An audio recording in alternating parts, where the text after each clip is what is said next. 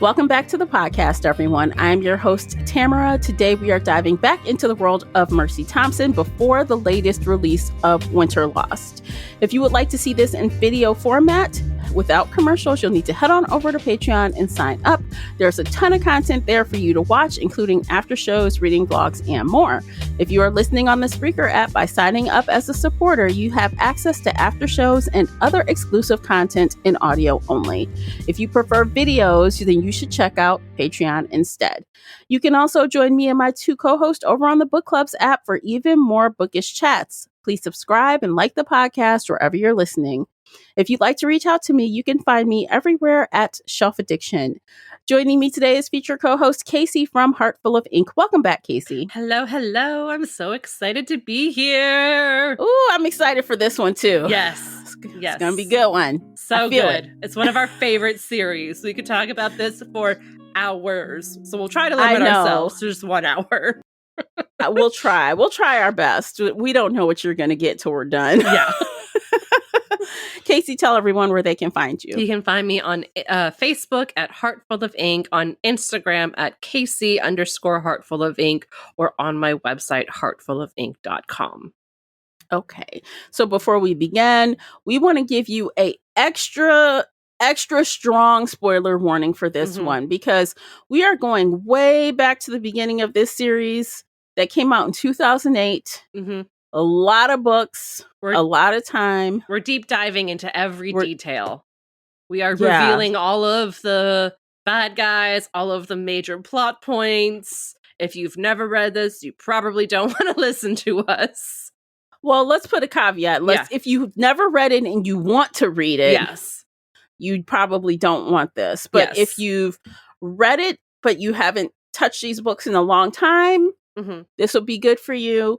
Or if you haven't read it and you're like, I don't really want to read all those books, but I want to know what's happening, so maybe I can start with the recent book, this also would be good for you, I think.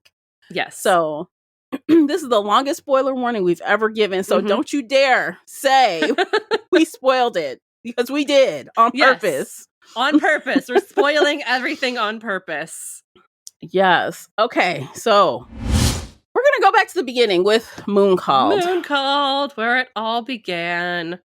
Yes. The book that we've both read like a gazillion times. So many times. Oh my God. I love that book. It. Me too. It's like my absolute favorite. It got me pretty much addicted to this immediately. Yes. Yeah. Yes. I read that book and I was like, I want to be Mercy when I grow up. And now that I'm grown up, I'm like, I still want to be Mercy when I grow up. I wouldn't mind being Mercy. I mean, my gosh, I would love to be able to just switch into a coyote and fall in love with a hot, werewolf. And, it's like growing up with a bunch of brothers and, it's great. It sounds great. Unless you're Mercy, then she probably hates it. But she complains a lot, but we love her and we love living through her vicariously. Absolutely. So Moon Called, let's go back in time. What was happening there? We get introduced to her. So Mercy has been alone for like the last 10 years, hasn't really dealt with any of the supernatural things. But then a young boy, Mac, stumbles into her garage and all of a sudden, all hell breaks loose because he's a newly turned werewolf. So she calls the annoying alpha Adam, who's her next door neighbor, and really so hot, annoying. But so annoying, to come help her with Mac. And he does. And then more bad guys show up, kill Mac, take Adam and his pack and his daughter Jessie, and Mercy has to go save the day. Yes, right out the gate, Mercy is like saving Adam. The wolves. Yes. She saves Adam a lot through the whole series, and I love that.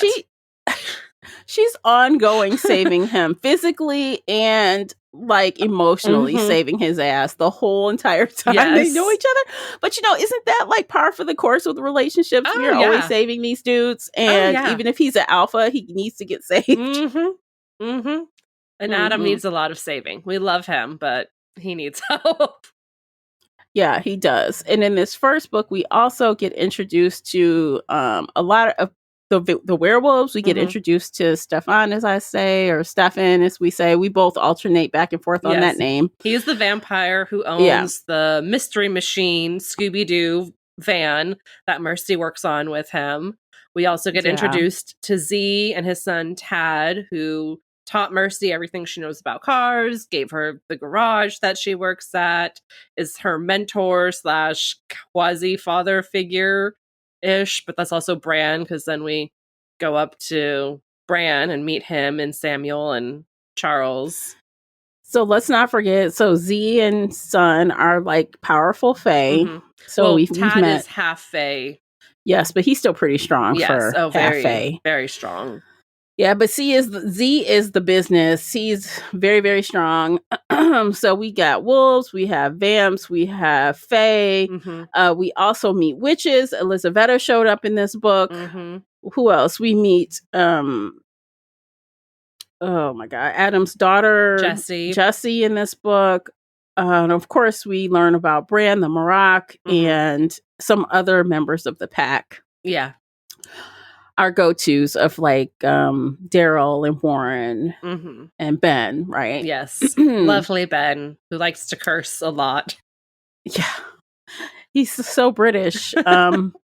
He's cursing. If he's not cursing, something is very wrong. Yes. He's great. But you know, in this book, he doesn't start out that way. We're like, what's his problem? We all kind of hate him at first. Mercy really doesn't like him. It's not until the end of Iron Kissed that we learn his backstory, but that's book 3. So let's we'll get to that.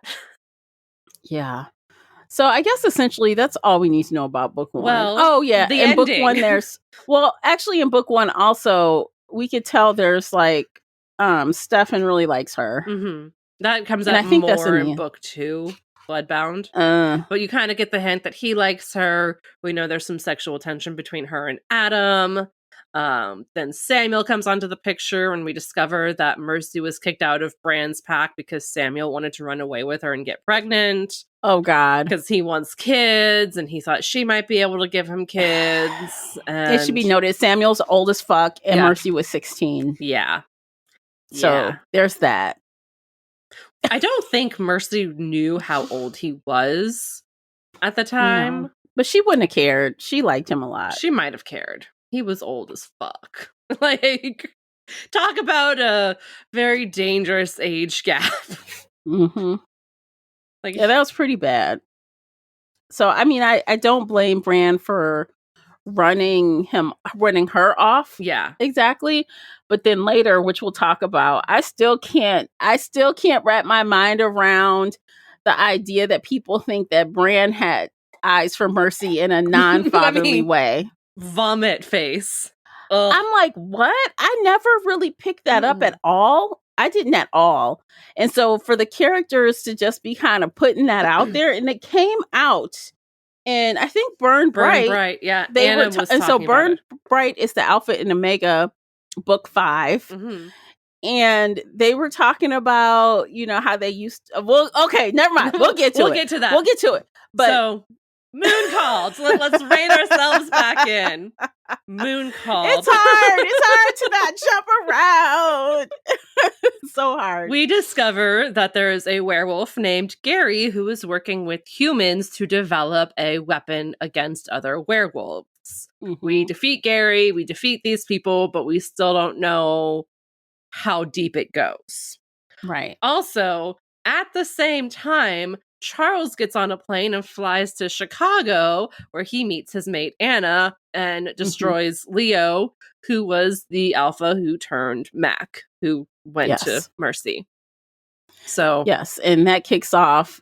That's where Cry Wolf begins, or technically, I guess the prequel. Technically, the novella takes place like at the same time, and then Cry Wolf book 1 and the Alpha and Omega series takes place like 2 days later, and that's Anna and Charles starting to fall in love and realize that, like, yes, we can be safe together, and it's really good.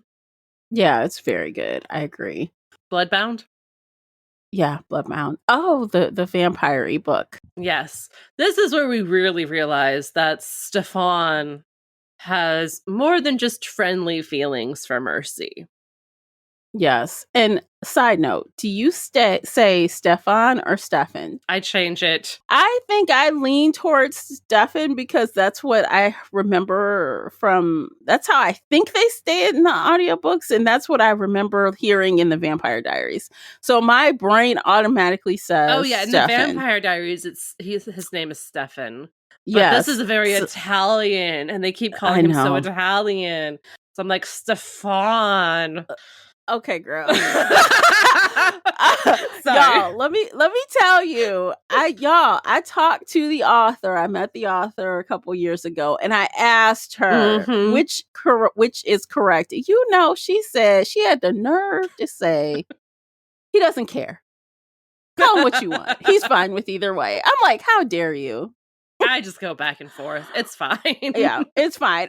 But look, you know me. I like to be right, and she could not do it. She would not do it. I'm like, okay. So yeah, I go back and forth now too. I find myself saying Stefan as well. Mm-hmm. So I thought that was a little fun story. Being love he's the main character of this one. So Stefan, he's very much in love with Mercy. They go on an adventure. They discover that there is I think he's a wizard that is being controlled / what's the word? There's a demon inside of him. Yeah, a demon-ridden vampire / sorcerer. I think he was. Sorcerer, that's the word. Yes. Mm-hmm. So he's very powerful, very scary. Ultimately, Adam, Samuel, and Mercy. No, Mercy saves it. Adam, Samuel, and Stefan all get trapped. Mercy comes and saves the day because she's Mercy. Yeah, she saves everyone again. And also she has this weird thing with magic where sometimes it works against her and sometimes it doesn't. It really depends on the type of magic and, you know. Yeah. Something unique about these demons, I guess, they feed off of anger and fighting. Mm-hmm. Like, I remember that. Mm-hmm. I'm like, that was very different because there was like, you know, the demon-written vampires / sorcerers, like just killing and framing vampires in the process. It was like they didn't know who was doing it. It was a lot of confusion. Yeah, it was a lot going on. And of course, that's the one thing I like about even this book, when it's kind of seems like it's vampire focused, still everyone is in the mix, right? Yes. Every time. And I think Z helped her with this. I think so. I think he gave her a sword or gave her a magical something or other. Yeah, he always pulls something out of the closet. Hey, here you go. Z helps her a lot. Mm-hmm. He really does. If he ever turns bad, I will lay down and die. I know he's been a really evil creature for millennia. Like, he is terrifying. He's worse than the boogeyman for so many fae. Mm-hmm. And he's only been nice for like a couple of decades. So in the span of, you know, everything, he hasn't been nice for very long.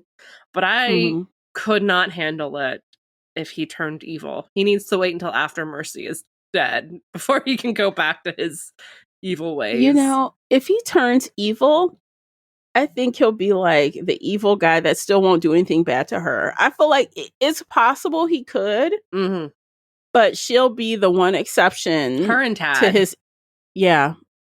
He would protect He won't his do son. anything to his son. No. He's always got his son's back. Or, you know, now Mercy, I feel like she has become like an adopted child to him. I feel like he feels that way about her. So even if he turns evil and is killing the whole world and Mercy has to take him down, if that ever happens, I guess he'll probably just lay down and die because he won't kill her. He won't kill her. No, he wouldn't. But in the midst of Bloodbound, there's all kinds of sexual tension going on because Samuel's here. He's living with Mercy at the time. And and he loves her too, of course. He loves her. But he also loves riling up Adam. So Adam's trying to like be flirtatious, but Samuel has to, you know, butt in and be like, well, I'm here too. I'm living in the bedroom next to hers or whatever. So that's going on, and that's fun. So she was like the hottest chick in town. Mhm. She had that thing going on. She's like, hey, I got a vampire who wants me. I got 2 wolves that want me. I got my pick of the litter. I can do what I want. I'm like, are you that hot though? According to her, no, she's not even that hot. So according to her own self. So, Yes. You know, she's got grease under her nails. She's a mechanic. She like, She's you know? Mercy. I think they're more drawn to her personality. But, you know, according to all of these awesome book covers, she's hot as fuck. So, like... Yeah, she looks hot in these book covers, so... Yeah. I mean, she's definitely got the right body. That's for sure. Yes. So that's probably a little bit what's attractive as well. And plus, you know, most of these people have known her... Well, I don't know. As long as she's lived there is how long Stefan has known her. So 10-ish years, I think, at this point. About 10 years. For once, though, spoiler, the vampire doesn't get the girl. Neither did Samuel. Samuel didn't really want her either, but we've talked about that more in book 3. Yeah. All right. Is that the highlights for book 2, you think? I think so. Book 3 is Iron Kissed, and we kind of like switch gears, so we're making the rounds. We're kind of focused on the Fae this time. And the humans. It gets real nasty with the humans in this book. So there's a whole faction of humans with the John Lawrence and the Bright Futures Society. Oh, God. Yeah, yes. No, that's this book. Oh, God. That's right, with that fucking cup. Yeah. Oh, my God. So, I feel traumatized because of that. We all are. Mercy's still traumatized.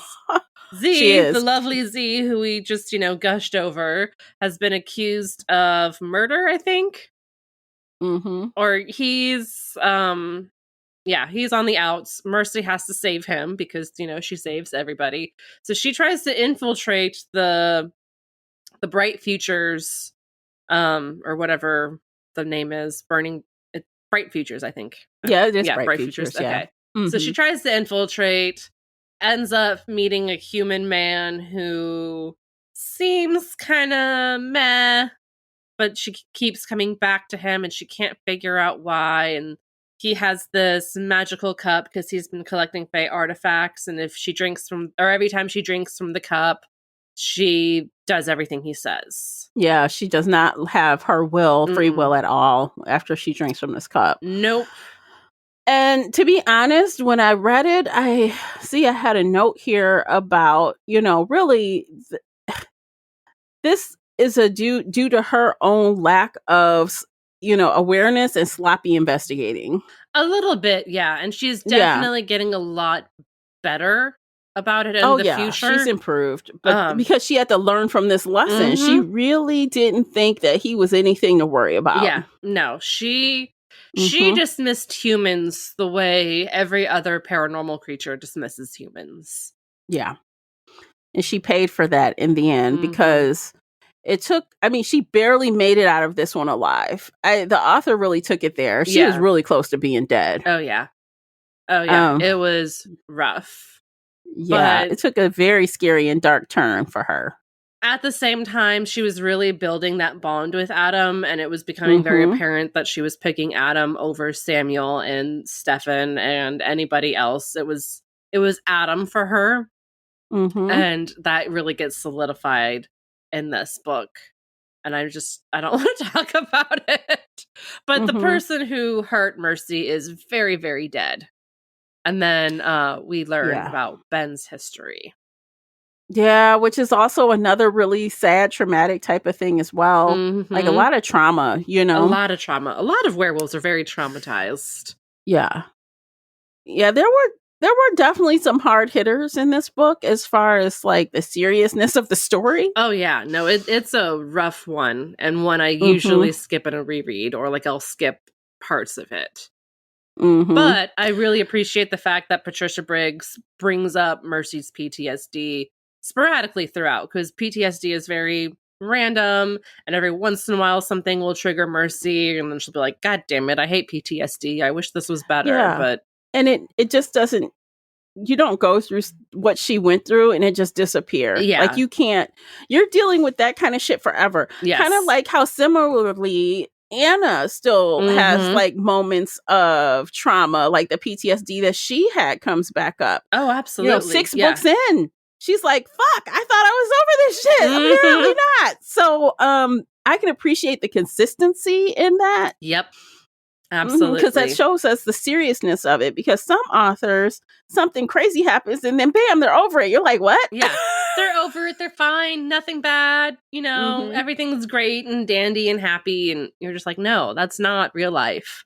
So that's one of the best things that Patricia Briggs does, is that she really hammers home the fact that trauma lingers. PTSD is random and sporadic, but it lingers. Yeah. Yeah, absolutely. And I think even like with these first 3 books, the arc here, I mean, the pacing is so fast. Oh, it's like breakneck speed fast, all 3 of these books. And it's like, you can just consume them like bam, bam, bam, bam. Oh, yeah. Yeah. No, it's really like hard hitting, shit's going down. Every 2 seconds, something bad's happening. And it's, it's Mercy. You're rooting for her. You're hoping she's going to get better. You're like, oh, God, girl, stop. Don't go into his house. Don't be this Don't dumb. do it. Don't stop it. Be smarter than this. Listen to your instincts. This book brings the emotions that I don't think I've reached that level of like anger about things since that book. I don't think anything's been that bad. No. Since then. And I think the author knows she traumatized all of us. She's like, let me lay off. A little too far. But bad stuff still happens to Mercy throughout. And, she's not hunky-dory but not happy, violation in that kind of way. But not that bad. Yeah. Yeah. If that happened again, horrible. I think half the readers would stop reading. I'd be like, I'm just going to pretend this never happened. Look, that would be the line. It's like, when you hear about, well, I don't know, if those of you that watched The Walking Dead, there was one season where something really horrible happens. Negan happens, and I'll just say a bat. And after this scene, people bounced. I did. Like a lot of people were like, I can't fucking do it. That was me. That was me. I watched and I went, Deuces. I'm out. I never watched anything of it again. Like I saw that one bat scene. I was like, nope, never again. I'm done. So I think that's why Briggs is like, I'm not going to do that again because I got too close to the line there. Yep. So you can do bad things, but you don't want to do that continuously. Yeah, exactly. So I can't even remember. What do we care about the ending of that book? Do we care about, was there anything hot? We figure out Z is innocent. They call the Fae. The Fae come collect all of the artifacts and everything that the human had. And they don't thank her because the Fae don't thank people. But they're like, we appreciate what you did for us. And you definitely never thank them Mike either. Who saved her? Somebody saved her because she drank way too much liquid or out of the cup. And somebody, I think it was a Fae, helps her like reject or purge all of it. Oh yeah, I don't remember who though, but I don't either. That's a detail I need to go back and reread. But anyway. Or not. Bone Cross. Okay. Bone Cross is up next, book 4. And this is, I feel like we got to dig a little bit into her stuff, right? So yeah, she's very traumatized after the end of the 3rd book, and she, needs to deal with her emotions. So instead of staying home, her friend from college calls her and asks for help, so she gets in her car and just drives away. She sure does. She's like, sure, I'll come help you. Yeah, she's like, I don't want to be here. I don't want to be in my head. I don't want to look at people. I don't want to think about anything. So she leaves. Which is good. Yeah, so she needs that. Enter Ghost. The first time ever, ghosts come on the scene in Bone Cross. I think we've seen ghosts. Not in such an active way. I feel like Mercy has seen ghosts like a lot, because she can see them. Yeah, no, that's a part of her skills. Like we've seen the one ghost walking around with her shopping cart. Yes, but not like actively. Yeah, but we haven't seen any active ghosts. Yeah. And a very scary vampire also pops up in here too. Mm-hmm. Of course it does. And wait. So the last book, did Stefan bite her? I Did think he it's bite her this in the last one. book? It's this one. Okay. I think this is the one because the other vampire keeps eating That's Mercy in her sleep. Right. And so she calls, he's like, yes. He calls her, or she calls Stefan, and he's like, I need to bind you to me to stop this. This vampire doesn't control you. And she agrees to it, thinking that it will go away. Spoiler, it does not. Shit. So this vampire, I think he was just called the monster in his own community. He didn't even have a name. He didn't have a name. He didn't have a seath. He was just kind of on his own. He would find humans to just, control and eat. And I think her friend's husband was a lawyer or something. So he wanted to have a lawyer under his thumb doing all his lawyerly stuff. So... yeah, Mercy gets to talk to the kid. There was a kid. A deaf kid who could use sign language. That was kind of cool. And Stefan could too. Stefan came in and helped. Yeah, I'm like, when did we didn't know he could. Vampires are very old. They do a lot of things that we don't expect. Yes. They have a lot of skills. So let's see. What else interesting happened here? Well, they kill the vampire. But the most important thing of this book is that Mercy willingly accepts the bond from Stefan. And that comes up in Silence Fallen, which is book 10. So Patricia Briggs will make something happen in an early book. And then 10 or 6 books later is like, hey, remember that thing? It's really fucking important. Yeah. And in this book, she actually kind of didn't want to do it. She kind of knew this can't be good. But what other choice do I have? Kind of thing. So Mercy doesn't like being controlled, especially after book 3. She doesn't like having somebody who can take away her free will. And honestly, that's been in her being since the beginning. She pushed back against them rocks so hard. Oh, yes. Against all the wolves. I'm not in your pack. Yeah. You can't tell me what to do. You can't tell me what to do. She can look an alpha in the eye and be like, boo-hoo you. Because she's Mercy. Yeah, exactly. So yeah, no, that's Mercy. That she doesn't like being controlled, but then she finds out that there's this tie between them, and technically Stefan could make her do whatever he wants. He could. But he loves her, so he won't. She hopes he won't. I mean, she's like, okay, I have to just trust that he won't. But she struggles with it. She struggles to this day with that connection. Can I skip ahead to Silence Fallen? Because there's something. Yeah, please. So in Silence Fallen, Mercy has been kidnapped. And she realizes that one, she has her ties to Adam, but 2, she also has ties to Stefan still. This is when she figures out she's still connected. Because Bonaratu tried biting her and bonding, taking that. And he said, because yours was given willingly and with love, if I destroyed this bond, I would kill the person on the other end. He thought it was Marsilia, not realizing that it was Stefan. But that's when Mercy realizes that it's still there, still in place. And so there's this whole scene where she goes into her head and like sees it for the first time. And at first it's like this very delicate chain connecting her to Stefan. And then she messes with it and like becomes this big manacle, and she bloodies her hands trying to destroy it. And he, appears in her mind and he's like, please stop. You're breaking my heart. I would never do this to you. And you're just like, oh, Stefan, you're so in love and it's not fair. Oh my God. So you know what? I really love how Briggs came up with the idea for her to like go to this other, like this mental plane to kind of wherever she needs to see these bonds like in a physical way. Yeah. And no one else does it but her. Like the other wolves don't do that. And I think it's another side effect of her coyote magic Yeah. that she's yeah. able to, do this. And it's like, eventually she starts describing the bonds and like how her bond with Stefan looks different from the one with the pack and the one with Adam. And it's like very descriptive. I love how she does that. And this is just the beginning of it when they create that bond. It does come back again and again.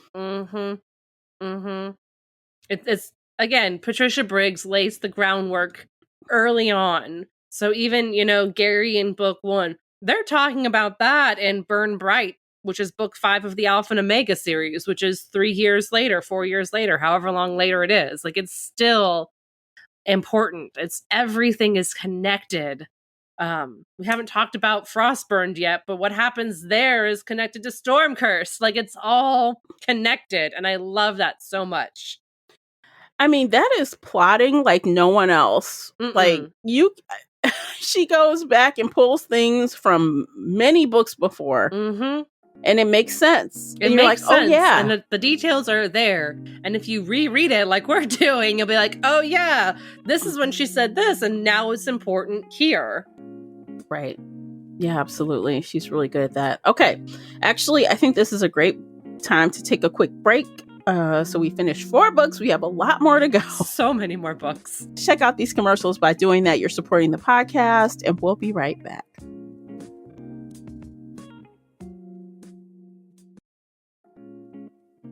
All right, welcome back. Book 5 is Silverborn. And I love this cover art. It's so pretty. It so much. So much of the cover art is gorgeous, y'all. All of the cover art. It's, yes. Yeah, it's really good. So this one's about the Fae again. Yeah, this one I wrote a little note, vampires, ghosts, and werewolves and Fae. Like lions, tigers, and bears. Oh my, all the things are in here. And I think there's a lot of plot movement too. The supernatural creatures all over the place. So let's dig into it. Casey, what do you remember from this book? Not much. I think... Is this the one where she gets the walking stick, or did she get the walking stick before and the walking stick helped her in Bonecrossed? Let's see. I think she got the walking stick in Ironkist, and it helped her in Bonecross. All right, I thought I linked to my long review, but I guess I did not. Let's take a look. Okay, so I wrote down here, I guess Mercilia is like the bad guy in this book. She usually is. She usually is. So the blurb talks about Mercy is smart enough to realize that when it comes to the magical fae, the less you know, the better. But you can't always get what you want. Oh, when she attempts to return a powerful fae book she'd previously borrowed in an act of desperation, she finds the bookstore locked up and closed down. It seems the book contains secret knowledge, and the Fae will do just about anything to keep it out of the wrong hands. And if that doesn't take enough of Mercy's attention, her friend Samuel is struggling with his wolf side, leaving Mercy to cover for him, lest his own father declare Sam's life forfeit. All in all, Mercy has had better days, and if she isn't careful, she might not make many more to live. So at this point, she and Adam have officially bonded. They are mated. They are happy. So Samuel's depressed and realizing that he can't have kids and won't have kids. And oh shit, it's this book. This is where he meets his new mate, right? Who? Sam? Yeah, this is where Sam meets his mate. Ariana is in this book? I think this is when he meets Ariana. Let's see. It's been so long since I've read this one. It might be, because I feel like at this point, Sam leaves. He has to leave. Yeah, no. Yeah. I think this is when Mercy gets taken down into Underhill. She definitely has the walking stick before now. Yeah. I wish I had noted when she first comes into contact with the walking stick, because I did not note it. I'm trying to think. I really like this book, but I'm like, I am blanking on a lot of this book. I am blanking on it too. Okay, let's see. Let me just scroll through my little stuff here. Yeah, so Bone Cross starts virtually at the moment that Iron Kist ends, Mercy finally deciding to become Adam's mate. They are interrupted by Mercy's mother, and then Stefan drops in. Let's see. Oh, I bet that scene was really good. I need to reread it. With Mercy's mother? She's the best. No, with Did they didn't have a wedding in this book, did they? No, the wedding is the next book. That's okay. Rivermarked. No, maybe this book was not as there wasn't a lot of forward movement here. Maybe there must have not been, because we're both like stuff happened. I think this is the one. Shit's going down with the Fae. They find Ariana. Samuel's been trying to kill himself. Or, yeah, the human side of Sam is trying to kill himself, but the wolf is like, no, I'm taking over. We don't want to die. He was in wolf for most of this book. Yes. He was in wolf form for most of this book. Like, being all sad and shit. Oh, yeah, like he kept not saving lives, and then there was this big accident or something. Was that this book? I think he was just like... Yeah, and he couldn't deal with it. So, yeah. No, Silverborn... Yeah. And I think this is where they meet Ariana, and he had met her centuries ago, and she's terrified of werewolves, but not Samuel's wolf, because she knows he will protect her. And it's really sweet. Are we ever going to get a spinoff of that? I would love to read about them together in Africa doing that, whatever they're doing. I think there's a short story of the first time they met. I think. Somewhere. I don't know. I need to know this better. Yeah, I don't know why Silverborn isn't really like doing it for me. What's happening? So then everybody lives. Samuel's happy. He's alive. He leaves. Yes. But it's okay. I don't remember enough to talk about the bad guys there. It was the Fae. Okay, so let's move on to Rivermarked. Book 6. Yes, book 6. The wedding. We told you guys already. They have a little cute wedding, which I remember there was some shenanigans with this wedding. Oh, there's a lot of shenanigans with it. That people are making bets behind Mercy's back. Bran and Z are fighting over who gets to walk her down the aisle because they both feel like her fathers. It's fun. The whole thing. It's cute. Yeah, it is cute. And then they go off into to the river. For a vacation. Yeah, and they have a little Class A motorhome, little fancy motorhome.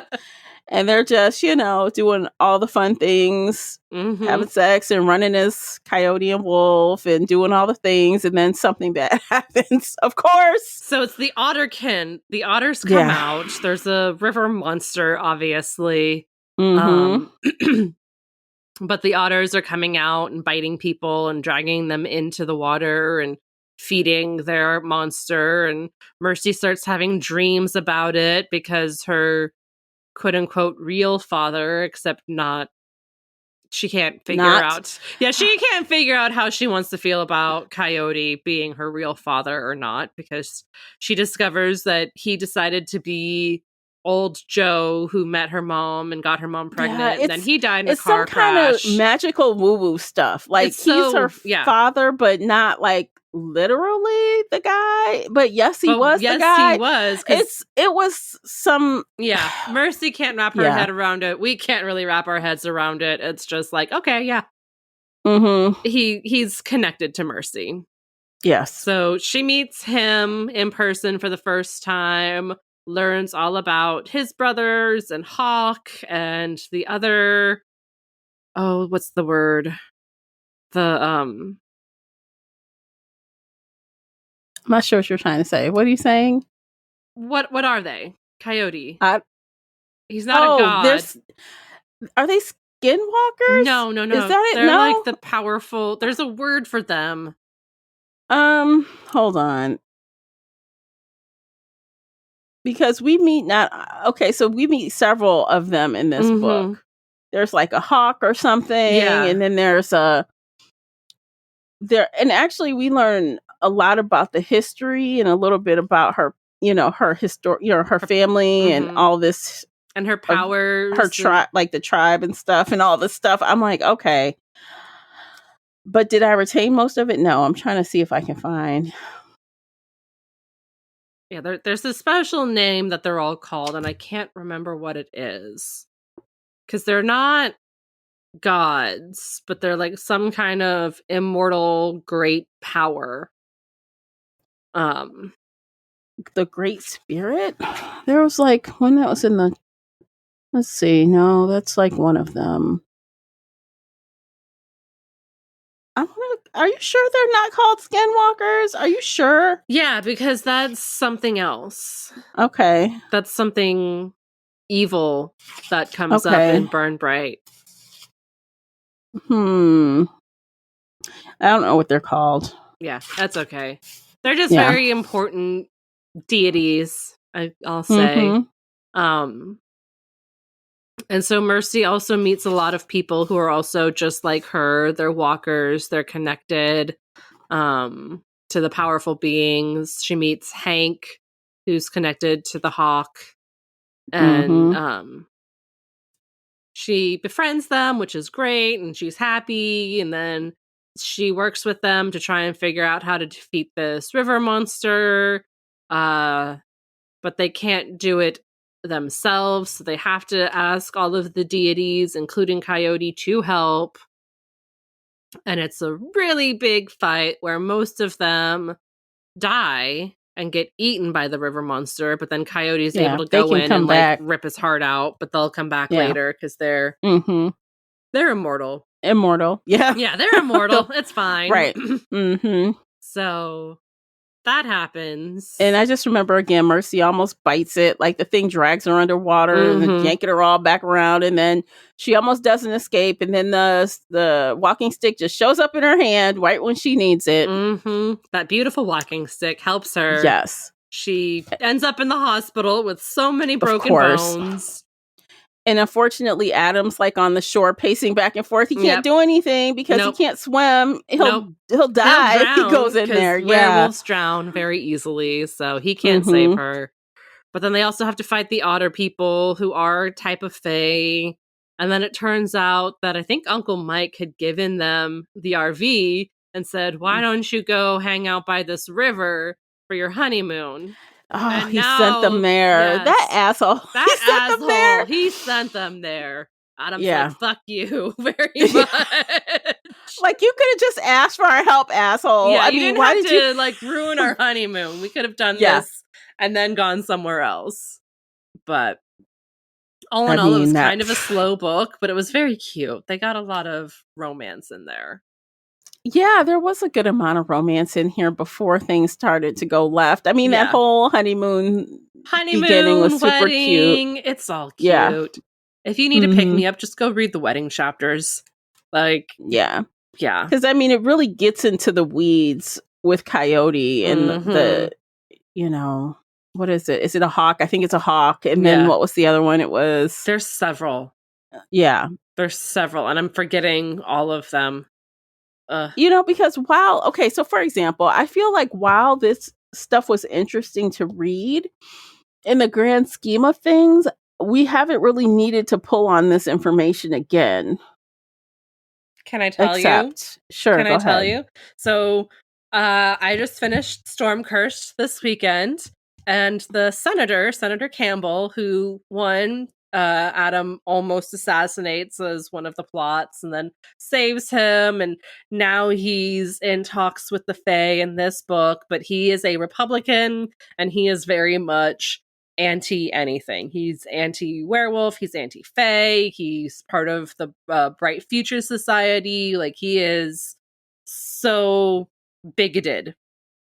But Mercy looks into his eyes because they get a meeting together and she's like, you have hawk's eyes. You are a walker like me. But she doesn't say that out loud to him. She's just like, are you part Native American? He's like, no, I'm white through and through. Because he is the whitest white bread. Does he know it and he's denying it, or he just doesn't know it? I don't think he knows it because he's so anti everything. But at the same time, like, it could be Hawk just pretending to be something to stir up shit. instead of just You being a know, skinwalker like Mercy. So you mentioning that just jogged my memory about all the things that we were talking about a couple books ago that made us think that he's a Republican. it's this book. I almost texted you. It was like 10 o'clock at night. I was like, Adam's a fucking Republican. Like, we Adam. went on a rant about this. He's a fucking Republican, and Mercy keeps joking that, like, oh, he votes Republican and it cancels out my vote. So we're just, Like, you gotta be kidding me. That's the one thing I hate about Adam. And this came out in like 2016, 2017. Actually, let me look because I'm holding the book. Where's your... So Storm Cursed is book 11, 2019. Yeah. So yeah, it came out 2019. We were in the midst of a really bad president in 2019. And when we read that, we were like, Adam, I hate you. I just want to you lost all the cool points with me, sir. Yeah, that was this book. That's when we were both like, Adam, the fuck? What the fuck? I do not like this. I do not like this at all. I don't know. And I started wondering, you guys got to go back and listen to that episode, I think. I was wondering if that had something to do with the author's feelings too, but I don't know. Maybe it's just a character. Maybe it's just for character's sake. I know somebody who knows her, and I asked, and she told me that Patricia Briggs is very liberal Democrat, and she just made this up as a joke. Oh, a bad joke. Don't do it. That landed really poorly due to our current political climate. If 2016 had never happened, I think I might be able to laugh about this a little more. But I'm like, hell, this ain't funny. But no. Okay. So okay, good. So yes, like I said earlier, something that happens will come up again 5 books later. So I feel like we need to look 5 books ago and see what was happening to really understand what's going to happen in the newest book. Winter Lost is book 14, right? Is it 14? So which one was book 9? What was book 9? Yeah, what was book 9? Hold on. Fire Touched. Ooh. Fire Touched was... That's when they get Aiden. Yeah. So that was the Fae. That's all the Fae stuff. And Underhill. Mm-hmm. And there's that weird god who's there for Christy. No. That's book 8. Oh, wait. Is that when What's-His-Face turns into the Tibicina? That one guy... Is that happen in this book too? I think that's Fire Touched. Hoel turns into the Tibicina. Yes. Yeah. So he turns into the, yeah. Okay. Let's go back. What book are we on? Let's go back. So we just finished talking about River Marked. River Marked as much as we could, I guess. The honeymoon. It's happy. It's cute. They live. Mercy ends up in the hospital, but she lives. So after River Marked, book 7 is Frostburned. Mm-hmm. And so let's see, Frostburned. This is a vampire that is part witchy because he can control the dead. Mm-hmm. And he wants to take over. And it also ties into Storm Cursed. It's a whole big everything that happened in Frostburned they talk about here because who is the vampire? Frost. Oh my god. Okay. Yep. What was going on with Adam in this book? There was something funny. Well, it starts with Mercy and Jesse are in the car together, and Jesse goes, "So when are you going to get pregnant?" And Mercy crashes the car instead of answering. God. Mm-hmm. Like shit. Fucking never. They're out Black Friday shopping, and new stepdaughter just drops that bomb on you, and Mercy's like, how dare you? Seriously. I should have went this far back with my reread. I should have went this far back. No. Reading Storm Curse, I was like, I want to reread Frostburned because everything that everything that happens in there gets pulled into this. And I don't know, do you want me to just... So, yeah, who was the main villain? Who was the main... So Frost so is a vampire. Yes. Yeah. Who's like part necromancer, right? He can control the dead. And so he comes into town and he's trying to take over and defeat Marsilia. Marsilia convinces or tricks Mercy into fighting for her. Wolf is on either side. Nobody knows who he's really fighting for, Frost or Marsilia. But Frost's plan is to, one, destroy Marsilia, destroy Stefan, whatever, and take over the Seath and become the new powerhouse. Well, we find out later in Stormcursed that he was turned by witches. Or he was turned by a vampire who's being controlled by witches. The Hardesty witches. They are a family of very powerful witches based in Tennessee. And they have businesses all over. And they have a very deep plot to do something. We're not quite sure what yet, but we discover that they were in charge of Frost. So they sent Frost there specifically to destroy Marsilia, but because he failed, they decide to send themselves in Stormcursed. So, and I remember that same clan of witches showing up in Alpha and Omega. They show up in Burn Bright, and spoiler, there's a witch who's been in Bran's clan for the last 20 years. Not clan. Sleeper Cell. Yeah, Sleeper Cell. She's been in there for 20 years and gets outed. And also, and none of them had a clue. None of them felt anything weird off of that woman. Nope, for 20 years. She was right in front of their faces. And there's a werewolf, they all feel stupid, in the pack, a wildling who had been cursed by them back in 1913, I believe it was, like 100 years ago, or 90 years ago, according to the timeline. And back when he was a slave. Well, no, he was free at that point. But he was a slave to the collar. He had a collar on after that. They cursed the collars. He had one on. No. That happened before. Before he was cursed? Yeah, I thought that happened down on the islands. He got free of that, went to America, wandered around on the railroads because his wife died. And then he got caught by them in Tennessee. And then Charles saved him and then took him. And he's been hiding out in the mountains with Bran for the last 90 years. Yeah, but then I don't understand why they didn't get what they wanted from him then. Because supposedly in this book, they wanted him because he might know how to make the collars. That's why they came for him in this book. Right, but if they had him and cursed him, that doesn't quite jive. What am I missing? If they had him before and they cursed him, why didn't they just get what they wanted then? Because Charles saved him. Charles got him out of that But they had him when they cursed him. I know. And before he went to jail.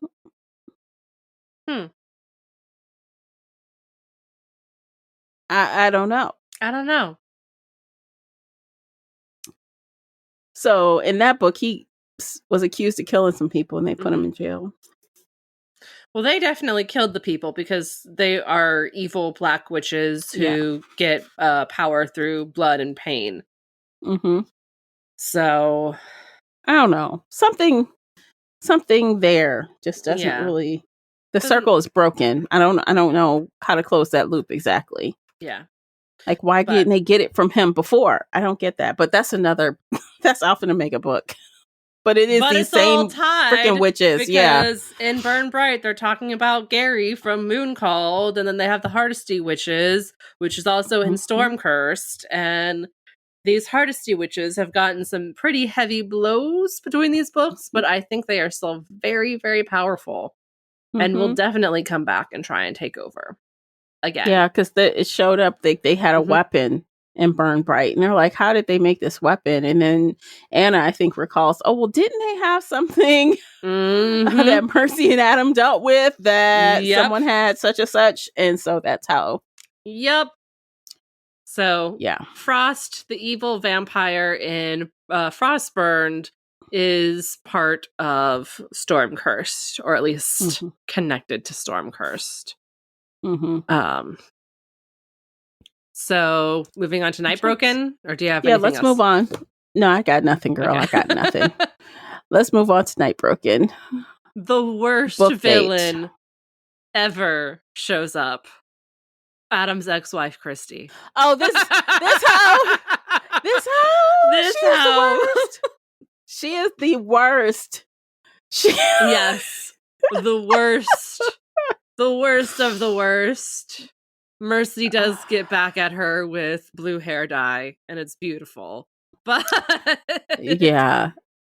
She is like the kind of person where she manipulates everyone around her. Mm-hmm. And Mercy is just trying to deal, right? Yep. She's trying not to murder the woman. Yep. Because she wants to be nice. Yes. But she comes there because she's fearful of some boyfriend, right? Mm-hmm. Wasn't that the reason why she came there? Yes. But it was a supernatural boyfriend who is trying to sacrifice her or just kill her or something. Mm-hmm. And Adam is reverting to his old ways where he's hates himself because Christy makes him hate himself because she's like, oh, you're scaring me. This is you're your so fault. Big If you and weren't the alpha, I wouldn't be in this situation. Mm-hmm. Shut up. Yeah, seriously. She's awful. She's the worst. Oh, I hate her so much. But yeah, so Christy shows up and then Mercy has to save her because that's what Mercy does. She has to because, it's Jesse's mom. She cares about Jesse. She cares, obviously she loves Adam. She doesn't want. So yeah, she does save her. And I feel like, of course, like you said, the hair dye. So she got her little paybacks before she ran out of there crying like a little baby. Like, get the fuck out. Like, the whole pack kind of falls under her spell, and every single dominant never ends. Wants to be there for her and like glare at Mercy because Mercy's doing everything wrong because Christy says Mercy is wrong. See, and this is the thing, though. It's like you want to say, I don't know if Christy can even exactly be called a villain per se. Antagonist. She's definitely just, an antagonist. She's antagonist. Just a little, she comes in, she stirs the pot, and then she leaves. Yeah.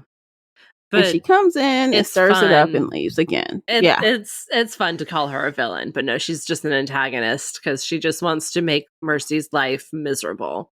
Yeah, and she does a good job of it. Like, oh my God, just you going in their bathroom and using their shower and shit. Bitch, get the fuck out! Get out! Like, she doing all the things that you just don't do. Yeah. And everybody's like, what? She just wanted XYZ. What? She just wanted to shower. She just wanted to use the pretty dishes. She just wanted to do this for dinner. She just wanted this. She's Christy. She's so weak and meek and helpless. And she's going to cry. And now we have to help her. Oh my God. I think at one point Mercy must have wanted her gone and was like, how could you dare put her out? She's scared. She's in danger. How can you kick her out of your house? And Mercy's like, get the fuck out. Get out before I kick you out.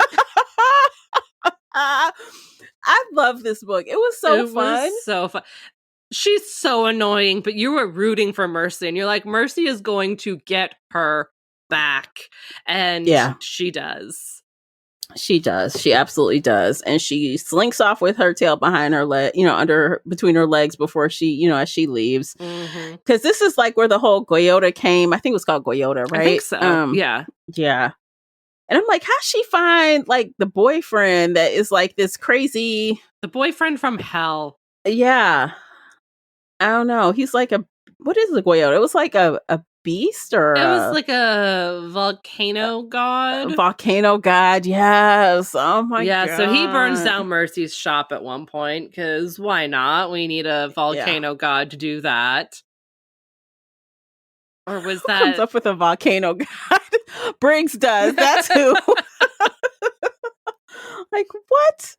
Yeah, it was and I think also there was a lot of, I'm flipping through the pages. I remember the cantrip agents were in here as well. Like, yeah. Like the agents were around. There's a lot going on. Oh, Wolf is around in here? Ooh, shit. Yeah. Let's see. Chapter 11. He's come right in here. When was Adam and the pack taken? Because they were kidnapped by the agents who wanted Adam to murder or assassinate Senator Campbell. I thought it was later, but it might be Frostburned. Okay, I can't find what I want by Googling. Dang it. Curse you, Google, for failing us. I know. How dare you? Yeah, it might be. It might be Frostburned. I'm not sure. Yeah. Mercy and Jesse can't reach Adam or anyone else in the pack. They've all been abducted. Mercy fears Adam's disappearance may be related to the political battle the werewolves have been fighting to gain acceptance from the public, and that he and the pack are in serious danger. Outmatched and on her own, Mercy may be forced to seek assistance from an ally she can get, no matter how unlikely. Okay, yeah, so Frostburned. Adam and the pack are kidnapped by government agents who want him to assassinate. He killed a bunch of them, too. But he kills everybody. He kills everybody who was there. He destroys all of them. And that's in the midst of the scary-ass vampire coming in to take over. So there's a lot going on in Frostburn. Because they were, like, drugged and stuff. There was something going on where she couldn't, like, use the bonds. She couldn't, like, it didn't work tradition. Like, stuff was fucked up. Yeah. And, yeah. And I think that ties back to Gary and the drugs he was creating and using.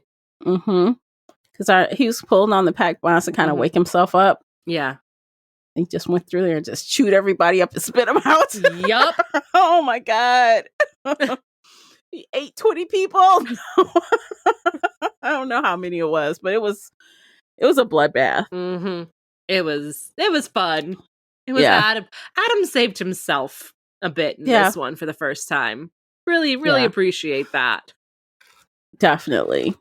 You know, he does save her too in a couple of books.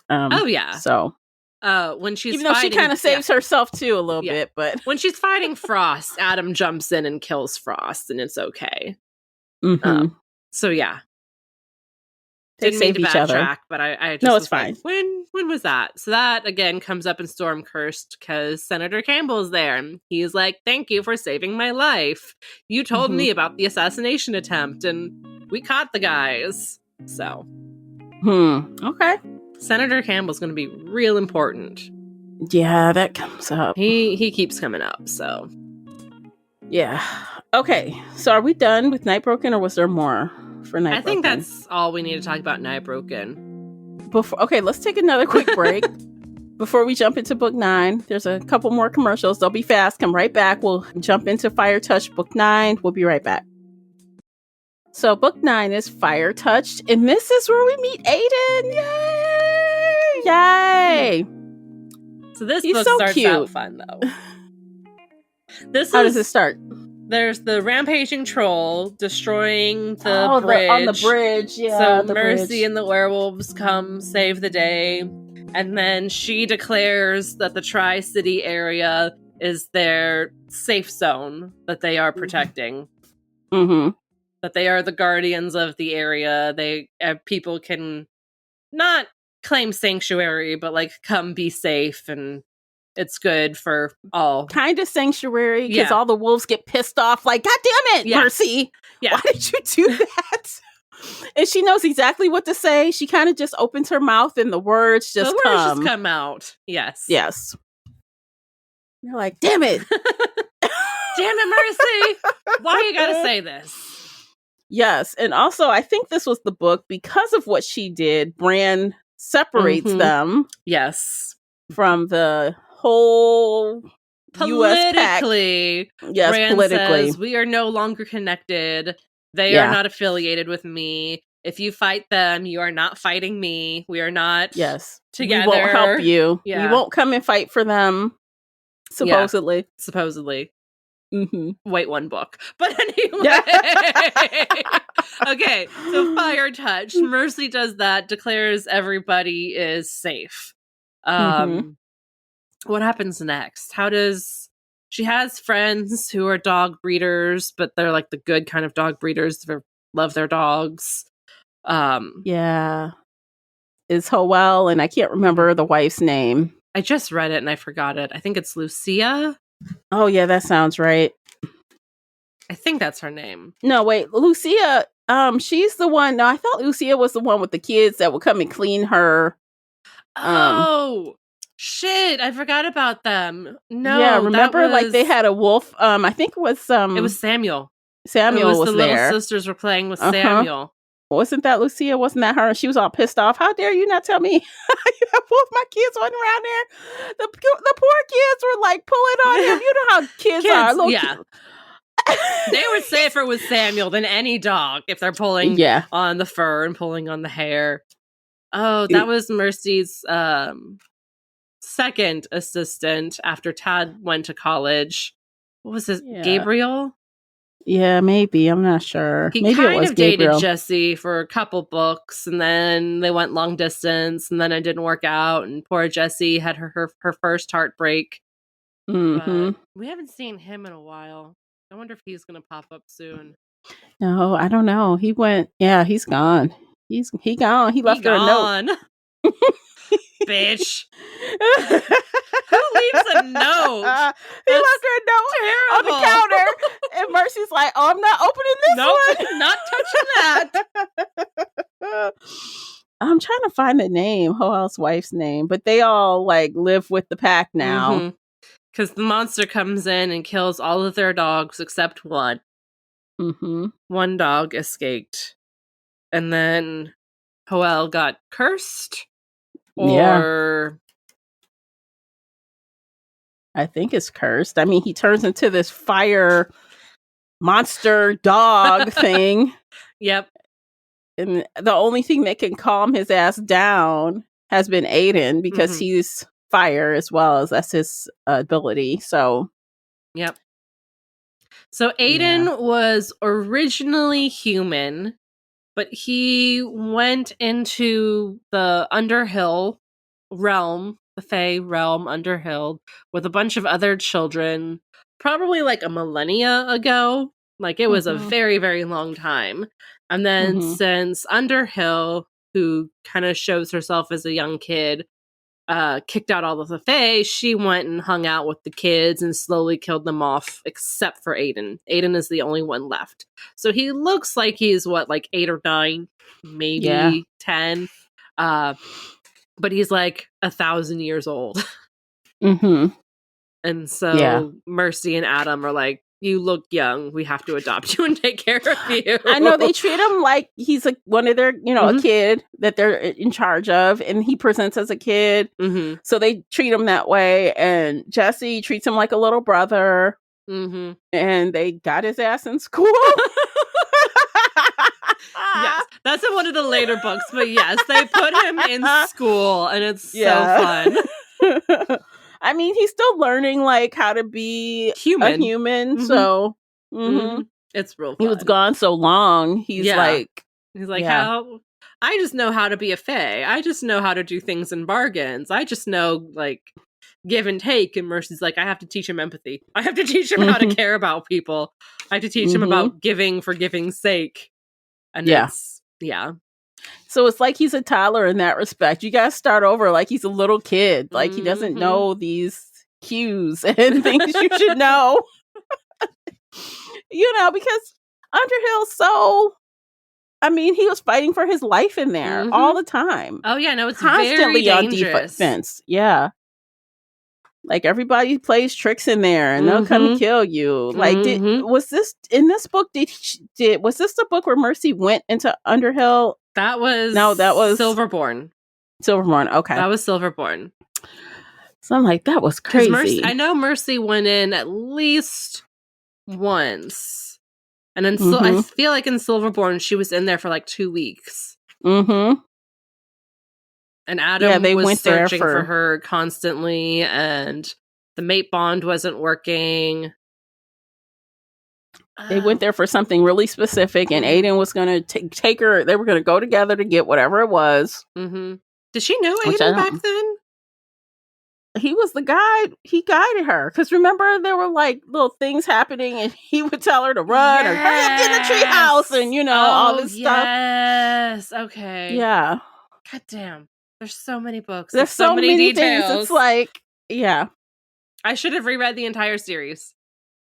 We should have. I mean, for the 10th time. For the 10th time, I should have just sat down, cleared my schedule each day, read a new book. Maybe next time. But yeah, anyway. Maybe next time. So yeah, Fire Touch. So at the end of this, the family has grown by 2 or 3. By 3. Yeah. Bran has officially kicked out Mercy, and she feels very triggered by this and feels abandoned, and it's really sad. But she wouldn't undo anything because she understands. I think that's what it is. She's sad by it, but she understands why that had to happen. Yes. Yeah. But yeah, she crawls into Adam's lap and she's like, hold me, my dad left me again. My dad kicked me out the family. Oh, like, damn. Oh my gosh.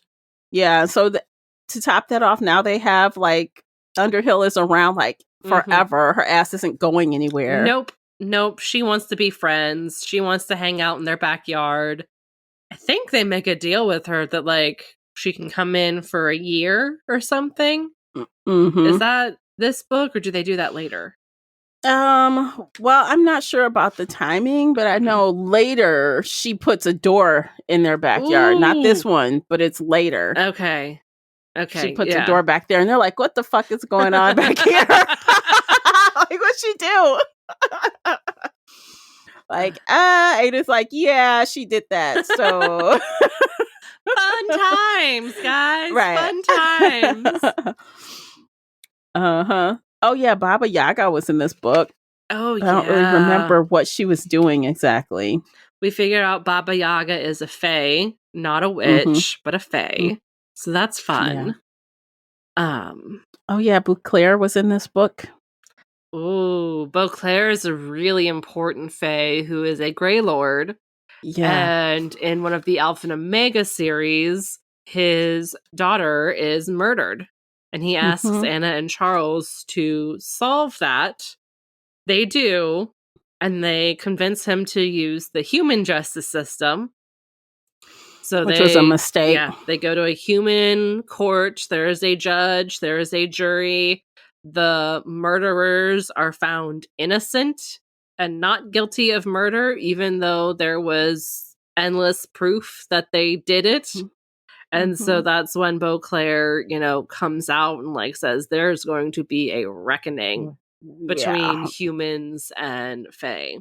And so that bleeds into Mercy's world because Beauclair comes in and says, hey, we need to make this deal between us, between you and Adam and the werewolves and us, and like make this a safe space and then like maybe slowly talk to the humans again because I fucked up. I fucked up real bad. Underhill won't let us back in. We can't say deuces to the earth anymore. We are trapped. Yeah, and I think, they're kind of scared of him a little bit. Like, they don't really know. He can't be trusted, really. He's a fae. He can't be trusted, but he can be more trusted than some of the other fae creatures. So, like, again, in Stormcursed, they're building that conversation between the government and the fae, and Beauclair is there and he's telling Adam it's a good thing that Adam is charging the government for this because he got a good deal out of it. And this is like the twisted fae logic. And Adam's like, what the fuck? I don't even know. Yeah. So like at this point, like a lot of things are convening and crossing over. Not only both, series are really entangled at this point, like really entangled, but like all of the wolves, the fae, the vamps, the witches, they're all kind of entangled in this big, fantastical creature ball of yarn. Yep. Everything's touching everything. Everything is touching everything. Yes, absolutely. Yeah. It was crazy. So book 10 is Silence Fallen. Or are we done with? Yeah, we're done. Let's continue. So book 10, Silence Fallen. I just read this. So I really like this one because it's so different. It's so good. Yeah. Okay, so I know this one because I just read it. I know all the details. So Mercy's going out to buy eggs when her car gets hit and she gets abducted by Bonaratu, the super, super duper scary vampire who owns all of Europe and probably most of North America, though secretly. And of course, he can't just keep her there. He takes her ass all the way across the world. Yeah, he takes her back to Europe, where he has his healer save her. And then he calls Adam and says, "Oh no, I saw your mate was in a car accident. So I took her home to my home to keep her safe because I didn't know who hit her." But Adam's like, "Bitch, I was there at the car accident scene. I know it was you and your vampires." Yeah, I know it was you. Stop lying. So half the book is told from Mercy's point of view and half is told from Adam's point of view, which is excellent. That was the best surprise ever. The first time. This is the first time we get to like really get like Adam's experience, his feelings, his like, it's jarring in the best way. It's like, wow. Him being alpha and, controlling everything. And he gathers the allies. He puts them on a plane. He takes them to Europe. He has a team. He has Marsilia. He has Stefan. He has the witch, Elizaveta. He takes Honey. And she's really surprised because she's like, wow, it's not just Mercy respecting women anymore. It's actually you. And he's like, yeah, you're kick-ass. You'll kill him if he gets too close to you. I mean, Honey technically is like really high up the chain on the pack. When they stop discounting women, she actually falls pretty high. I think like at 4 or 5. Yeah, she's like, she's up there. Honey is a badass, and it is amazing. Yeah. And they have, I was going to say Larry the Goblin King. Yeah, the Goblin Another King. goblin pilot. And then his name is Matt Smith. The most crazy, boring ass name. They make Doctor Who references because the 11th Doctor was played by an actor named Matt Smith. So they make all of the Doctor Who jokes. And yes, he is very meek, very submissive. He feels very into the background, scared a lot of the times. Yeah, he no one really notices him that much though. And so we know who can kind of do that. So it's like the biggest awesome surprise ever. It is. Even throughout though, Mercy is like she's using her wits to get through all of this. Mercy's such a badass that as soon as she realizes she's been abducted and she's in a place, she doesn't know where she's at immediately. She's just like, I know I've been abducted. I can't be more than like a few hours away from home. So I am going to break out and get home. And she breaks out and she ends up like 500 miles away. And then she realizes that she had been in Italy. Like, this is a different country. I swear, like, didn't she, like, find someone's Kindle and start fucking emailing from a Kindle? Yes. I'm like, oh my God. At one point, she left a note. Yes. No, she hops on a bus in her coyote form. She gets in the luggage area and she starts digging through everybody's luggage. She's like, I want your clothes because you'll fit me. And I need your Kindle because I can like email people on the Kindle. And then she goes to a cafe and like hooks up to the Wi-Fi and starts emailing everybody. And she's like, oh, I can use the email address like Lost Coyote Girl 1 or something. And it's funny. Hilarious. But she's so smart with it. She is on point. The way we say, in Iron Kist, she was kind of lackluster and didn't really know what she was doing. By Silence Fallen, this bitch knows. She's like, I gotta do this. I gotta do this. I know how to escape this. I know how to do this. She emails everybody, and the one person who responds is Ben. And his email is half explicitives of like, oh my holy gosh, shit, yeah. where are you? How did you email me? Like, what's going on? Where Adam's on a plane to come get you. Yeah, they're coming. And then she just has to figure out how to stay alive until then. Yep. And it's like things happen and she just meets other people and gets tied in. There's a werewolf pack. There's vampires attacking. There's a... no, I guess I could spoil all of this because we gave spoiler alert. We did. We gave a huge spoiler. We did. So the werewolf pack here, the alpha hates Bran. He and Bran have been fighting for years. Nobody knows why. Turns out that the ghost of his wife tells Mercy that their son was gone. Their son went to America. And it turns out Bran kidnapped their son. And their son is Zach. Zach is the new lone submissive in Mercy's pack. But she takes one look at the ghost of his mother and goes, that's Zach. Zach is not his real name. But like, she's like, oh, I have your son in my pack.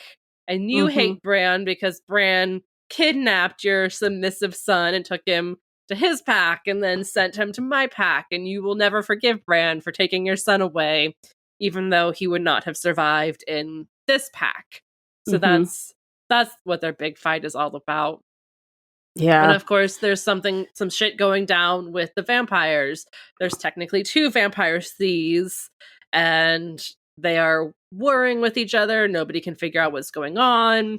There's one vampire who has learned how to quickly turn vampires.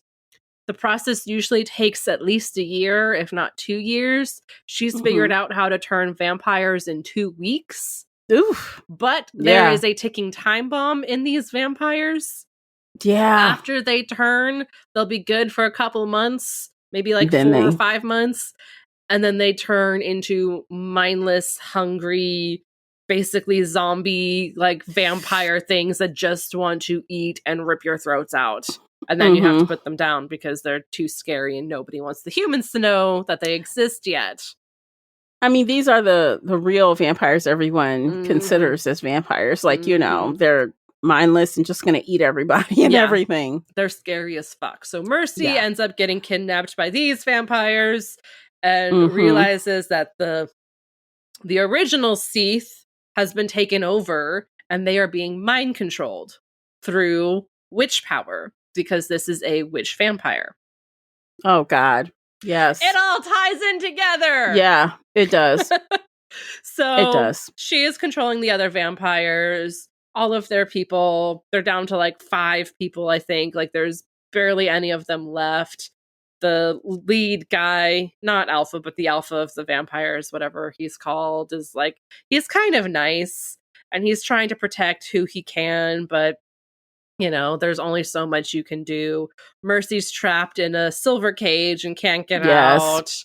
But she's talking to the ghosts, and then she meets the golem.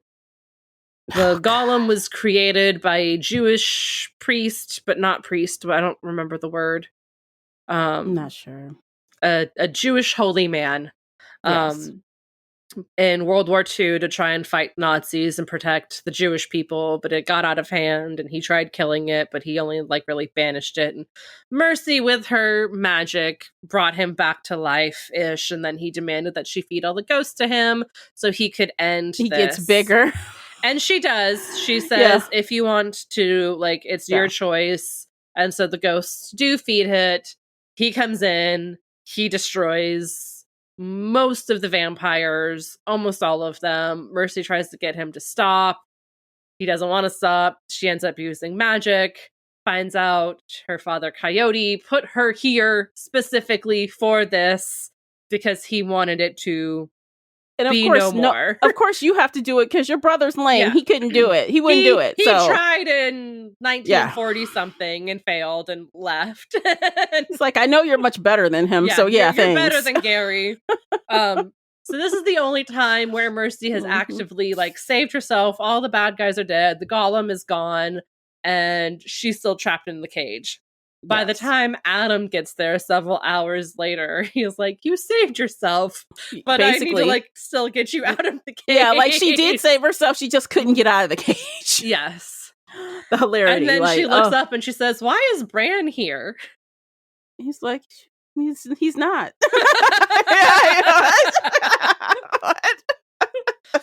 Okay. There was a moment from Adam's point of view where they met the other alpha and he says, and this is our pilot, Matt Smith.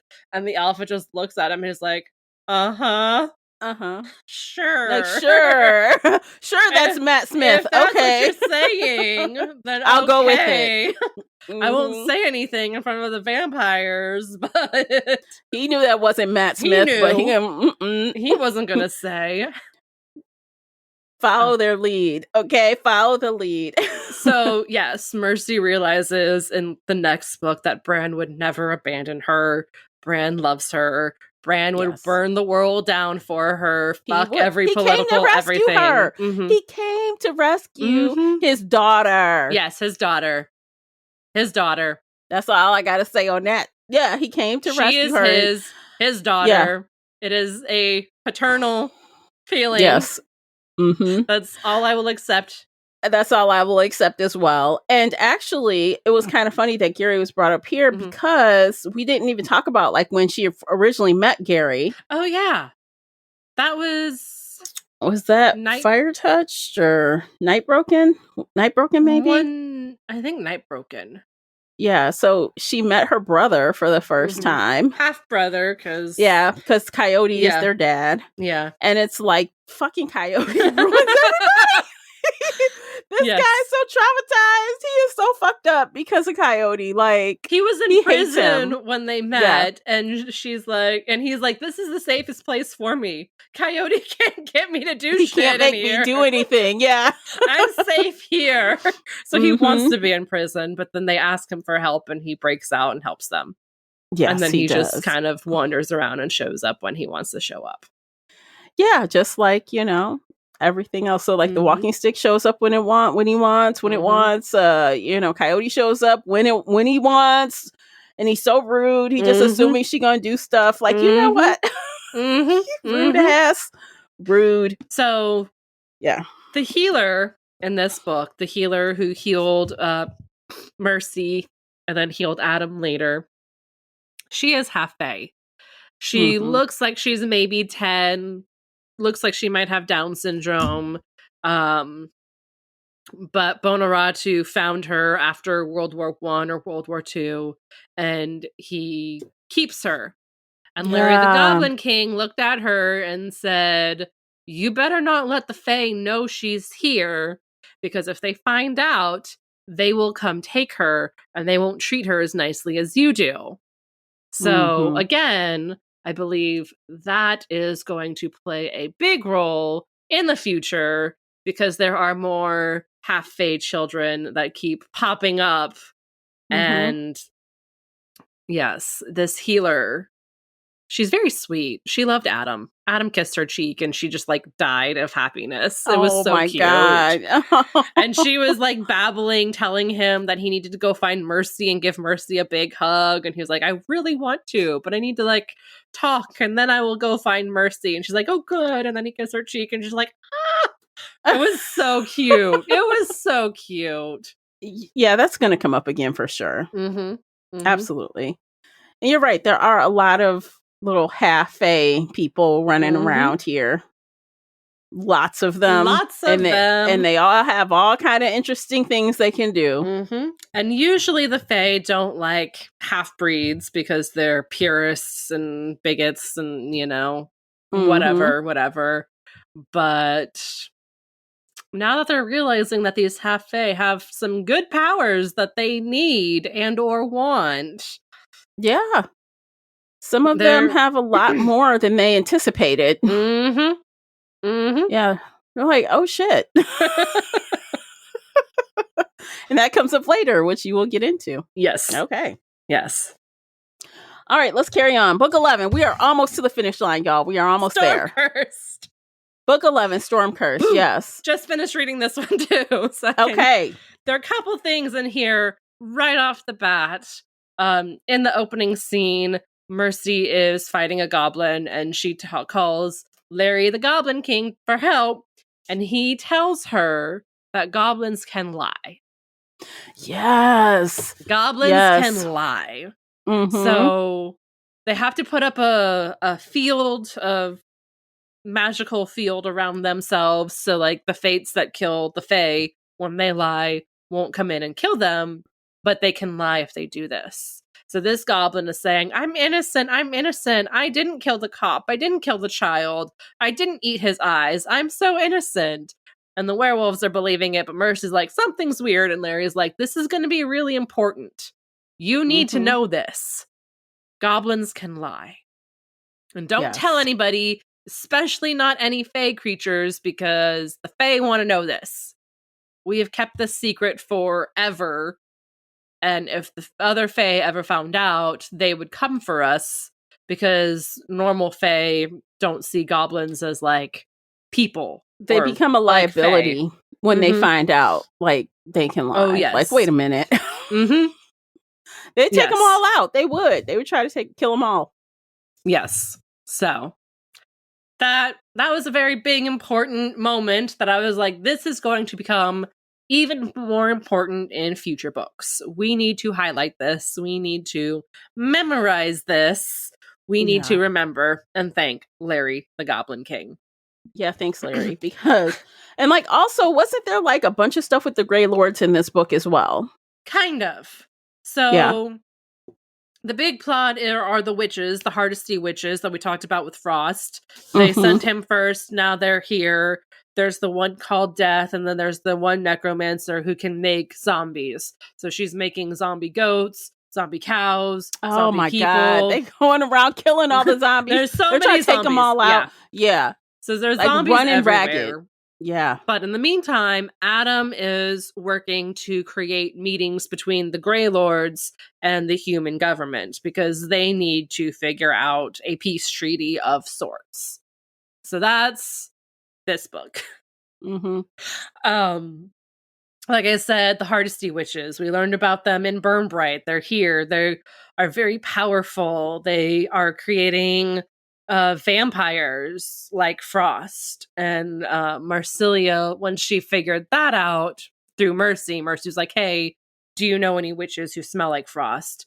Marsilia starts hopping to all the other seats nearby and finding sleeper cells, basically. So they kill a lot of vampires in this night. Off page, but like they're like, oh shit. The Hardesties have sent out over a dozen vampires that we are now eliminating. So and then these witches have a long game. Oh, they do. A very long game. One of the humans, he's like the junior something assistant to somebody, but like important because he's at the meetings. He smells like one of the witches. So Mercy figures out that he married her several months ago, and she is now like controlling him. He is her puppet. Yes, I forgot about that. So yeah, the witches can control people. They can make zombies. They can make vampires. They are scary. They have death power. They attacked Elizavetta's family. So Elizaveta stayed with Bonaratu because he hired her to do some work for him. So she stayed in Europe, and her entire family was butchered and killed. All 14 people. Yeah. It was Can you imagine awful. Coming back to that? All your people are dead. It was terrifying. But Adam and Mercy realized that she has been practicing black magic this whole time and keeping it which secret is not allowed in their territory. No. Black magic is evil. You have to maim and torture animals. They had been killing animals for years. Yeah. And she says, this happened at the same time when you were abducted because you were gone and busy and I needed to protect my family. So that's when we went from gray to fully black.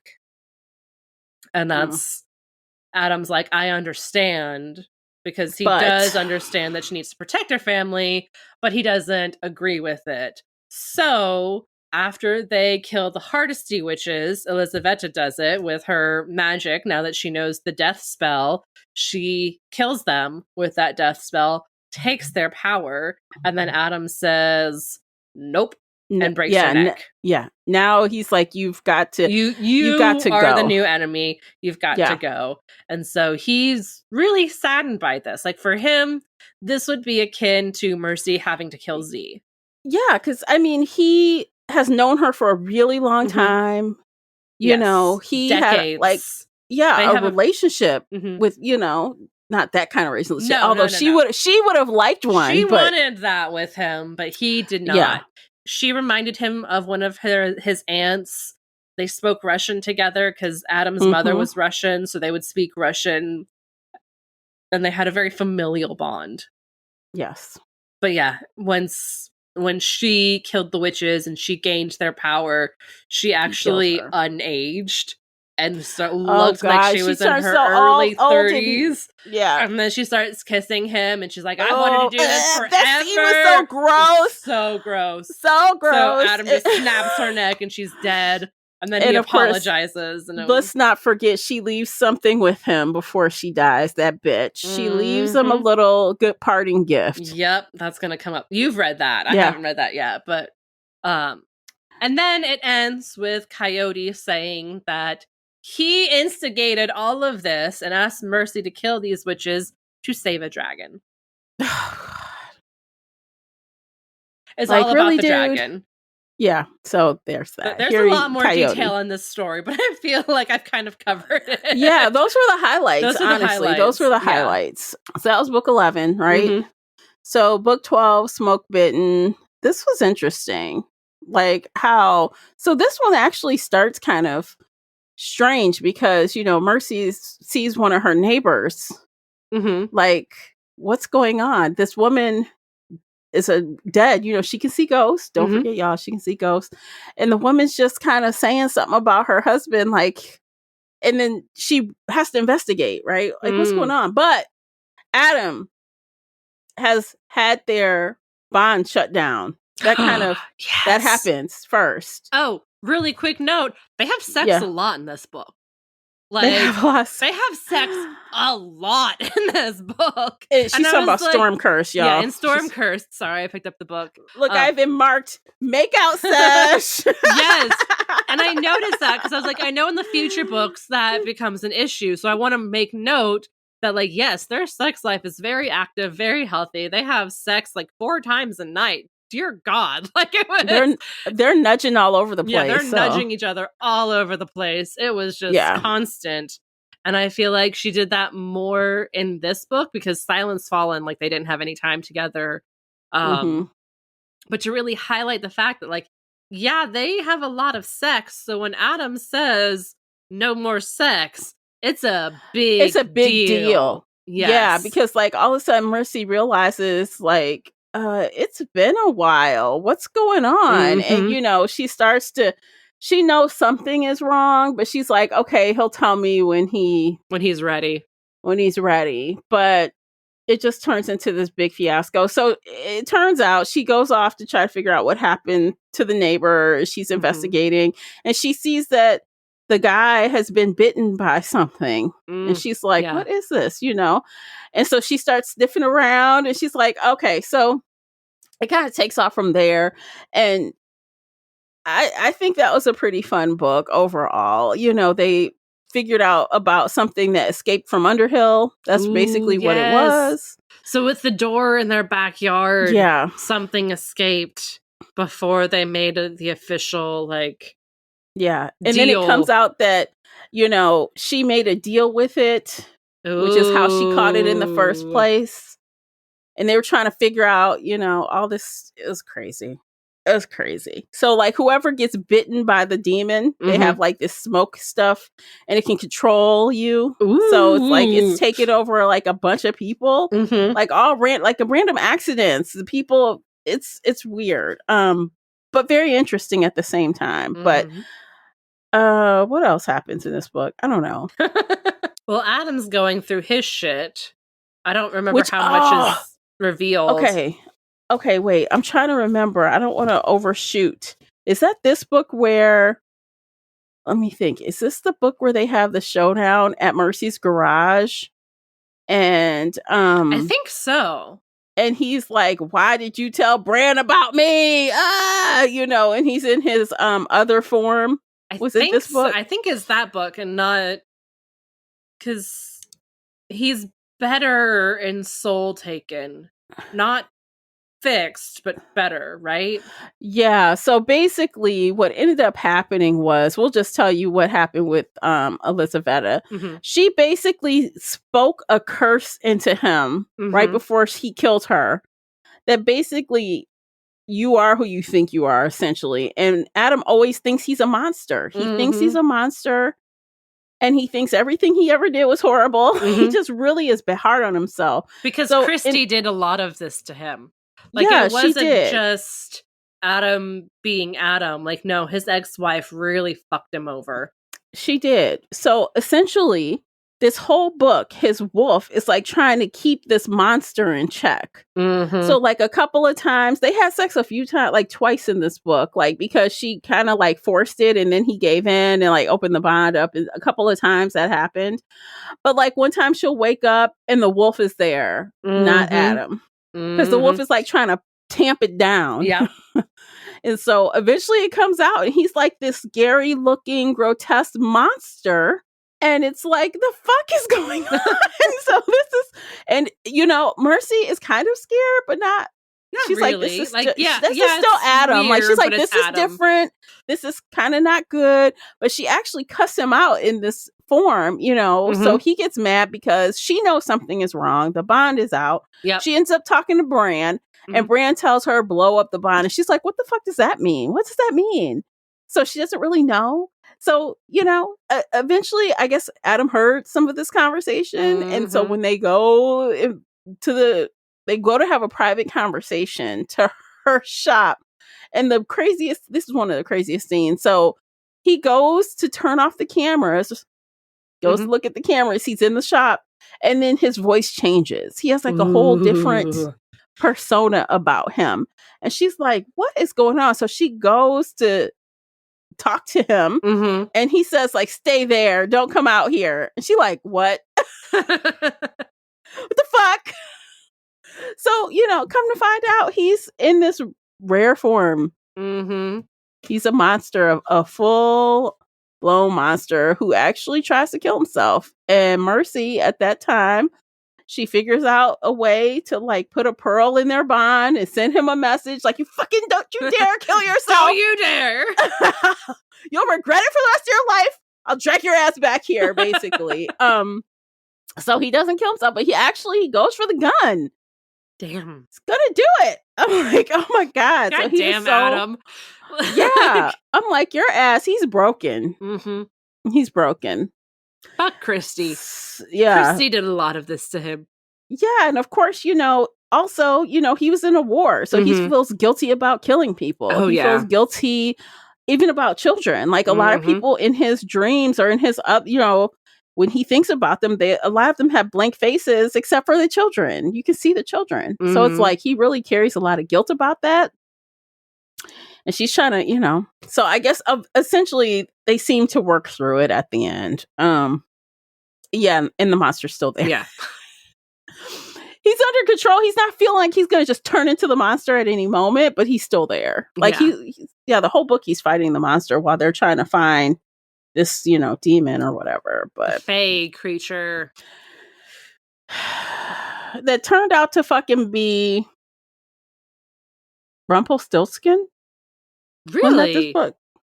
You didn't read this book? No, I did read it, and we've talked about it on the podcast. I just forgot it was Rumpelstiltskin.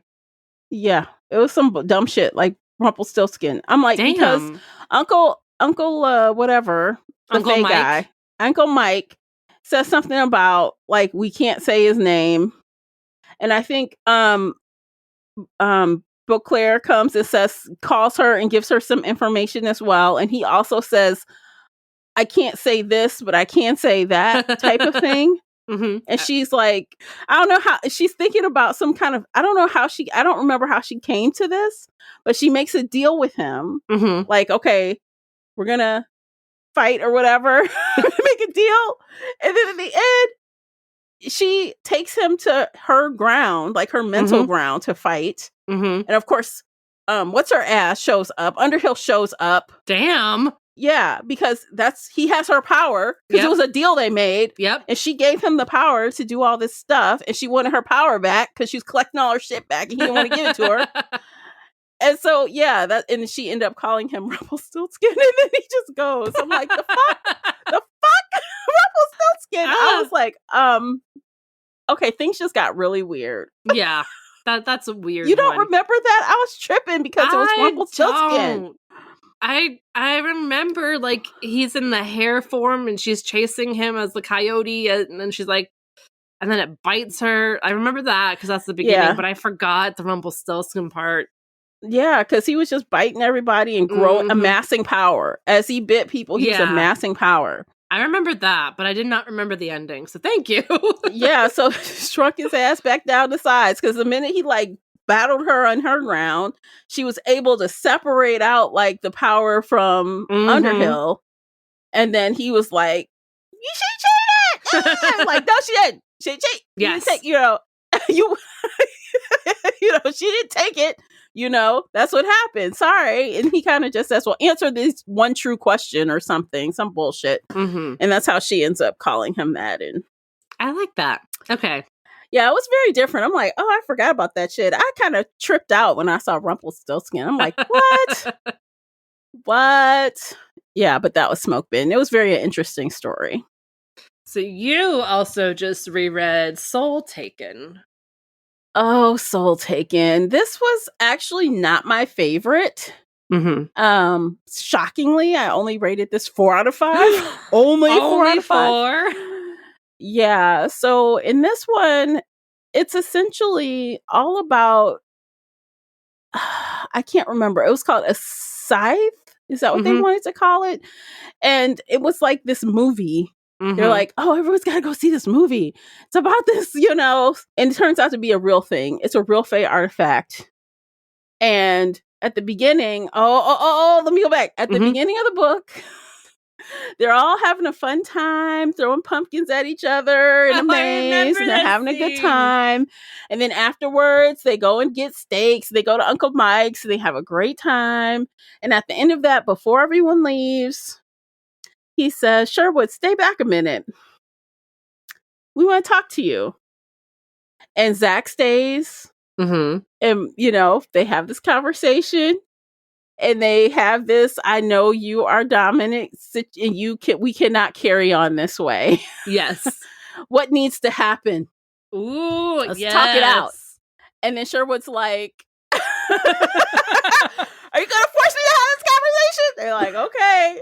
All right. And then they kind of just figure out who he is and what's what and how he's able. And Zach actually remembers, wait a minute, I remember he was with a pack for a long time, however many decades ago. And he wasn't the alpha, he wasn't the one in charge. And he's like, I don't know how I did that or the circumstances of that. So it's like his memory still has some gaps. But actually, I think that's actually going to tie into Alpha and Omega, because in book, the last one, what was it? Wild Sign? Yeah.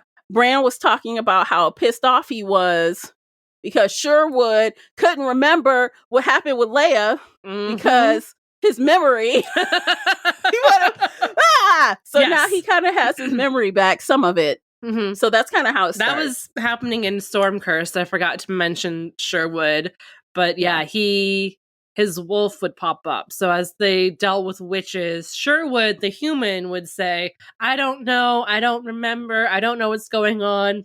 And at one point, his wolf took over, so he still looked human, but it was his wolf speaking. Yes. And he was like, they don't have any other zombie werewolves. This was my brother. He's at peace now. And then he did a whole bunch of magic. A whole bunch of really how do you know? He knows how to do a bunch of stuff. What's going on, Sherwood? The human side doesn't want to remember, but the wolf itself, it knows. Yeah. So yeah, when did he join the pack? Was that Fire Touched? Because he joined right before Bran ended things with them. So it's either Night Broken or Fire Touched. Oh, actually, we could probably look at this spreadsheet and it will tell us, because they actually mentioned that they had sent him off after, let's see, what Alpha and Omega book was it? After Dead Heat. So I think, yeah, you're right. It was either Night Broken or Fire Touch, one of those. Yeah.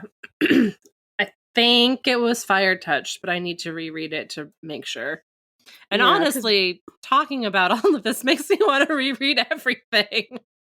Yeah, same. Because, he joined their pack not knowing who he was. And of course, it's so funny. Everyone was taking bets. And Mercy's like, oh, people are going to be so mad they lost the bet.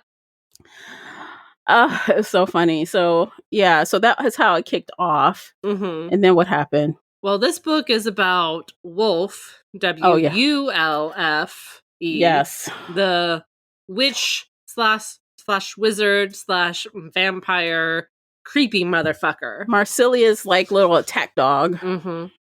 So this also ties back into Stormcursed because everything ties into everything. During the battle, Mercy touches Wolf and says, "Be at peace." And after that, he says, "I am at peace and I will never forgive you, or I will hate you forever." He says something like that. And that really comes into play in Soul Taken. Yeah. He is kind of being controlled, I guess. You reread it. He is being controlled, but it's like he's fighting it, but he definitely is being controlled. He has killed, in this form, but every time he gets a chance to fight it, he does. Yes. Like, he almost just, like, for example, I think he gave Mercy at some point, like, this belt he had. Yes. And she just kind of just figures out, well, he's in there because he had a chance to, like, kill me and he didn't. And so she ends up getting him uncursed or unsoul taken. Yes. By giving him enough, I guess, motivation to break himself free, for lack of a better, I guess because this item meant something to him, it held some kind of power for him. Yes. Yes. So, of course, he thanks her again, but not before, he's in that, they're all trying to hunt looking for stuff. They're going to the sea. They're looking around. They're trying to figure out what's what. And he's in there, like, creeping them the fuck out, like, trying to attack them. Yep. Because he is one scary motherfucker. He is. And he has been scary since day one. Yeah. So I remember they're in this room. Her and Warren got separated because he went to look. She's in the bathroom. And she's like, well, Warren's taking a long time. Let me go look. His ass knocked out on the ground. And that's when she has this, like, fight with him. Like, oh, shit. Yep. But he doesn't kill her. Nope. And he could have, but he didn't. And he didn't kill Warren either. He knocked his ass out, but he didn't kill him. But in that same moment, let's, like, a little side note to that, like, Warren has an attitude. Warren has a fucking attitude. That fucking thing. Oh my God. Why do you have an attitude, Warren? What is it? He's being mean to Mercy. So what does she do? Fine, we're gonna look in every fucking book in this whole entire house because we have to look at everything. Everything. So she pays him back, by equally pissing him off. And then it turns out it's his car. It's a new car that's making him freak out. His wolf freak out. A car because his partner Kyle bought him the car, and when he bought it, his intention was I want to keep him safe, to be safe. Yeah, and so now it's very much gotta keep you safe. Gotta keep you safe. Like, imagine if my car does this, and sometimes I want to murder it. Like, it starts dinging for no fucking reason. I'm like, I am 1,000,000 miles away from that car. Why are you dinging? So his car is, like, constantly out of windshield washer fluid. It's constantly buzzing and dinging and, like, chirping at him, and he can't figure out how to turn the shit off. And it's because it was said with a little bit of magic, a little touch of magic that Z was able to contain. He said, he's like, come back if it starts again. That was the most annoying thing. I wanted Warren to be really upset about something big. It felt like she was building up and building up and building up and making it this huge deal. And then it's just his car. It felt like such a letdown. Yeah, like it was so minor. Like you could have just came to Mercy, who works on cars, at the very beginning and said something wrong with this damn car. Yeah. Yeah. Yeah. He knows 3 mechanics that he could call at any point. And no, he just had to be annoyed and pissy with everybody. It was so frustrating. Yeah. I wish there had been something else that was bothering him. I agree. It was so minor in the whole grand scheme of things, and how quickly it was to fix that. Like, that's all it took. Like, you were marching around here, and he only really did that because Adam said, you got like 3 days to figure this shit out. Yeah. Or else I'm going to figure it out for you. No, there needed to be something else, not just the car. That was kind of lame. Like, that was like a letdown. That was a big letdown. That's a 4-star instead of a 5-star. See? See? That was like kind of whack. That was weak. But yeah. So weak. But yeah, basically, and what's his face came back, and Bonorata came at the end, the final showdown. So after Wolf freed himself, oh my God, he got Adam to snatch that thing right out of his hand. And then Adam was almost taken by the soul catcher thing. And he pulled on the pack to free himself. And he did get free of it, but just barely. Just barely. He eked by. Yeah, he was fighting with his monster. He wasn't in wolf form. His monster came out to play. Because his monster does like Mercy. I think his monster loves Mercy and will protect her just as much as Adam or his wolf would. Yeah, I think so. Yeah, so that happened. And then everyone came and saw the after effects after he got in his helicopter and took off. Oh, Bonoratu. There's going to be a reckoning with him. I wonder if it's going to be the Fae that eventually take him out or somebody else. But so Adam, of course, wanted to kill him and silence Fallen because he took Mercy, and he had to say, everybody talk me out of killing him right now. And so Larry and Marsilia and even Stefan were like, if you kill him, there's going to be a huge power vacuum for all the vampires. Every vampire ever is going to want to fill his shoes. And there's going to be a bloodbath of vampires killing each other, possibly outing each other, trying to take over. And it's kind of like, yeah, he's evil and awful, but it's better to deal with what you know than to create new problems. So he didn't kill him. So now here we are. So he's like a long-running villain. I don't know what it's going to take or how long Briggs will keep him around before she finally offs him for good. He's like that villain that just comes back in just to rib at you and make your life miserable for a book, and then he flies off in his helicopter again. Just wants to fuck with you for a little bit, and then... Yeah. And I mean, he did promise Mercy at the end there. He was so disgusted. He's like, it's you. I will make your life miserable for the rest of your life. Every time, because she was getting these random calls during that book too. Oh yeah, and it was him like crank calling her. It was like every time something bad happens, it's me. Like he was trying to boogeyman her. Like, and she just rolls her eyes. Like, yeah, I've met worse than you. You're not that bad. Yeah, he was trying to threaten that he would just make her life miserable until she dies. Kind of thing, but we shall see. I don't know. So that's where it ends. There's one more thing that I want to bring up. Yes. So Wild Sign, the latest Alpha and Omega book. We're skipping everything up just to the epilogue. So throughout the last several books, Samuel and his mate Ariana, who is Faye, have just been, off doing their own thing. At one point, they decided to go to Africa to help a friend with Doctors Without Borders or something. They've just been gone Mercy will call them every once in a while, but they're not helpful. Let's just say they're not here to I mean, they're fight out battles. of the loop. Yeah, They they're can't. out of the loop. Yeah. Well, in the epilogue, Charles and Anna are home. Somebody knocks on the door. It's Samuel holding a baby and says, "This is my daughter, but you have to take care of her for me. Because if the Fae know what she is, they will come for her. And I will visit when I can, but I will only be Uncle Samuel. You have to be my daughter's parents."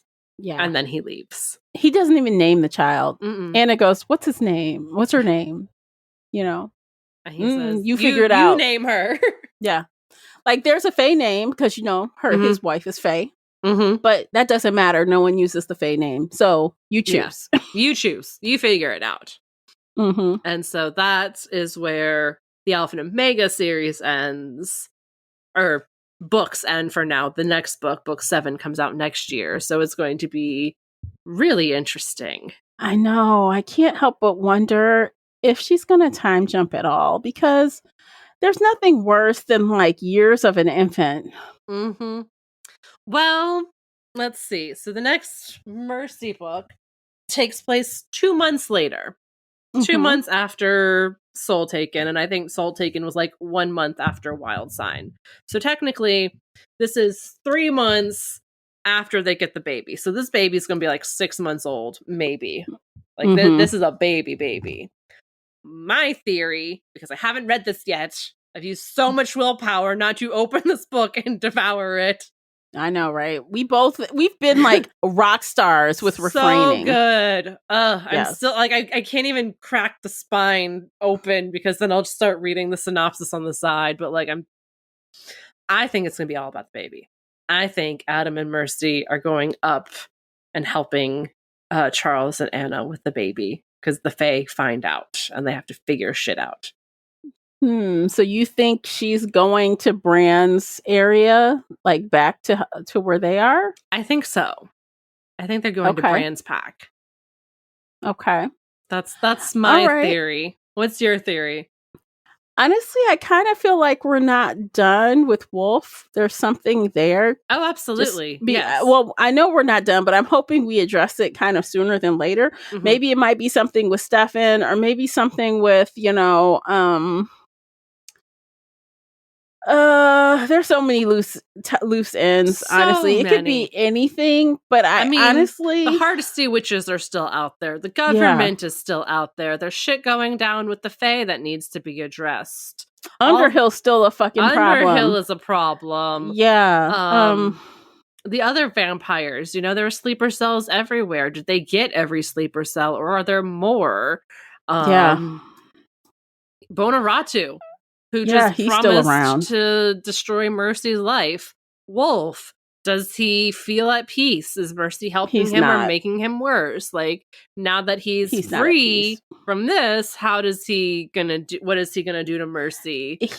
He's gonna do something wild. I don't know what. He's gonna try to take her. I feel like he's gonna try to take her for his own. I think at some point he will, but because we just had the Wolf book and Bonaratu, Patricia Briggs is really good about, jumping between bad guys. So Bonaratu we had in book 10, and now he's back in book 14. So there was some space between them. Hopefully it won't be another 4 books before he shows up. Well, it's Fae stuff still. We have Fae stuff to come back around to. We haven't seen that actively. Not really. In a minute. They're in the background. So that's why I think this is going to be a Fae book. Because we've dealt a lot with the witches. We've dealt a lot with Underhill. We've dealt a lot with the vampires and all of this other stuff. I think it's time for the big, scary Fae to come to play. I think it's going to be a big, something to do with the baby, something to do with half Fae kids. Okay. So now that we've made our suggestion. Oh, don't worry. I did not read it. I just, I was trying to flatten it. So I just put it in here because it was on my desk. I did not start it. Oh, let me put it back. Yeah, I was just trying to flatten it because it was tied. Anyway, I tricked you. No. Oh, let me take this out. So now I want us to like read the synopsis right now. I don't know if I can. If I read it right now, I will just start reading the book today, and then I will not finish. We're at the end. At the end. I know, but we're recording in like 2 weeks, so okay. I'm diving in as soon as we get off this call. I mean, I want to, but I also have work to do. I also chicken. Okay, fine. Let's do it. Let's read it. Okay, let's read it. Wait a minute. Oh shit. Oh, I was wrong. No, she's not talking about Charles. She's talking about Gary. Her brother, Gary. Unless some person who's not Patricia Briggs or Ann Peters, the trusty assistant, wrote this and decided to say brother to keep it obscure, this is about Gary. I feel like it's about Gary. I think this is about Gary. Arcane and ancient magics are at work. So ancient magics. Coyote's gonna be Coyote. Fuck. And Gary. I think I was very, very wrong about everything. But they're in Montana, so Brain is near. Yeah. But we were both wrong. Well, at least I was right, because I said that they were gonna go to Bran's pack, and so at least I was like in the right direction. And you know what? While they're there, but it sounds like, okay, when it says, okay, so in the synopsis, it says, trapped with strangers in a lodge in the heart of the wilderness. Mm-hmm. That makes me feel like this is going to be one of those like one room, one location type books. Ooh. Where you're trying to solve a mystery or something is happening and you're not traveling all around. You're just in one spot. Mm-hmm. Like a Clue style murder mystery where you're trapped in the house and Mm-hmm. Yeah, that's the vibe I'm getting. I'm like, one remote lodge. Mm-hmm. So this is like Honeymoon Part 2. Like you fucking go somewhere and it's like 6 books later. Yeah, we're back at this. We're back at it. And this time her brother. And so that means obviously if her brother's involved, Coyote's involved. Mm-hmm. Mm-hmm. Fuck. I have work I need to do, but I don't want to work. I don't want to work. Guess who don't have work to do? Me! Lucky. You're so lucky. I'm going to dive in today. And you know, honestly, I think if I have to reread this before we meet again, I will. Mm-hmm. But I want it now. Yes. And if I have to redo, I will redo. Yes. That's where I'm at with this right now because I'm really curious. We spent all this time. So you guys, please, we've spent over 2 hours talking about this. We've never done something like this before. Let us know how we did. There were details don't say missed. That. I know. We didn't. If we went into each detail of each plot, we'd have been here for 4 hours. More like 10 hours. Yeah, we'd be here a long time because we couldn't walk through each book. Mm-mm. We couldn't do that. No. So if you really hated it, keep it to yourself. But if you liked it or you thought, you know, you have a couple of easy, light going, not too harsh critiques, we'll take that. Be nice to us, please. Be nice, be kind, because this is our first time doing something this, like a lot of books like this. Yeah. So, and we didn't read all of them. This is from memory. We did not go back to book 1. I read 3 books out of the I read 3.5. 17 books we just talked about. I read 3 of them. Yeah, I read recently. 3.5. Yeah. Yeah. So, actually you should join us on future reading sprints because we were reading these books on reading sprints on YouTube and Twitch and Facebook. Shows up in all those places. And you can also give us your 2 cents while we're on the reading sprints. And join the book club, you guys, because right now there's a vote out about us reading the Alpha and Omega books. But by the time this airs, the vote is over. You'll find out. Yes. Hope you were in the group. If not, join us now. You can join at any time and start reading those with us or something else because we'll see how the vote turns out. So this is me from the past, you know. Yes. Several weeks back. So we'll have to see. So I think we're done, Casey. What do you think? We're done. I'm exhausted. I need a snack. I definitely need a snack. I need a snack. I've had my water, but I'm like starving. I didn't eat lunch today. I had like 2 eggs this morning. Yes, let's go make lunch for ourselves.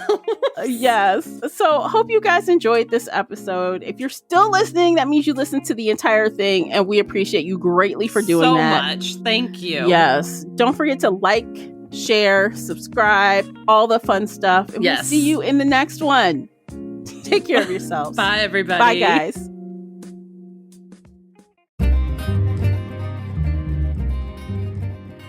Did you enjoy today's episode? If so, please head over to Apple Podcast or Spotify and leave a positive 5-star review. It's a simple action that makes a big difference. You can also like this episode on your favorite podcast player or share it with your fellow bookworm friends on social media. Joining the Shelf Addiction Patreon family is another way to support us. For as little as $2 a month, you can help our team create even more amazing bookish content. If Patreon isn't your thing, consider becoming a supporter on the Spreaker app for just $5 a month and gain access to exclusive audio-only content. You can find me everywhere, including Instagram, X, and TikTok under the handle Shelf Addiction. Join our book club of the same name on the book club's website and app, where we discuss all things bookish and more in a safe space. The Shelf Addiction podcast is a part of the Nerdy Maven Network. Thanks for tuning in.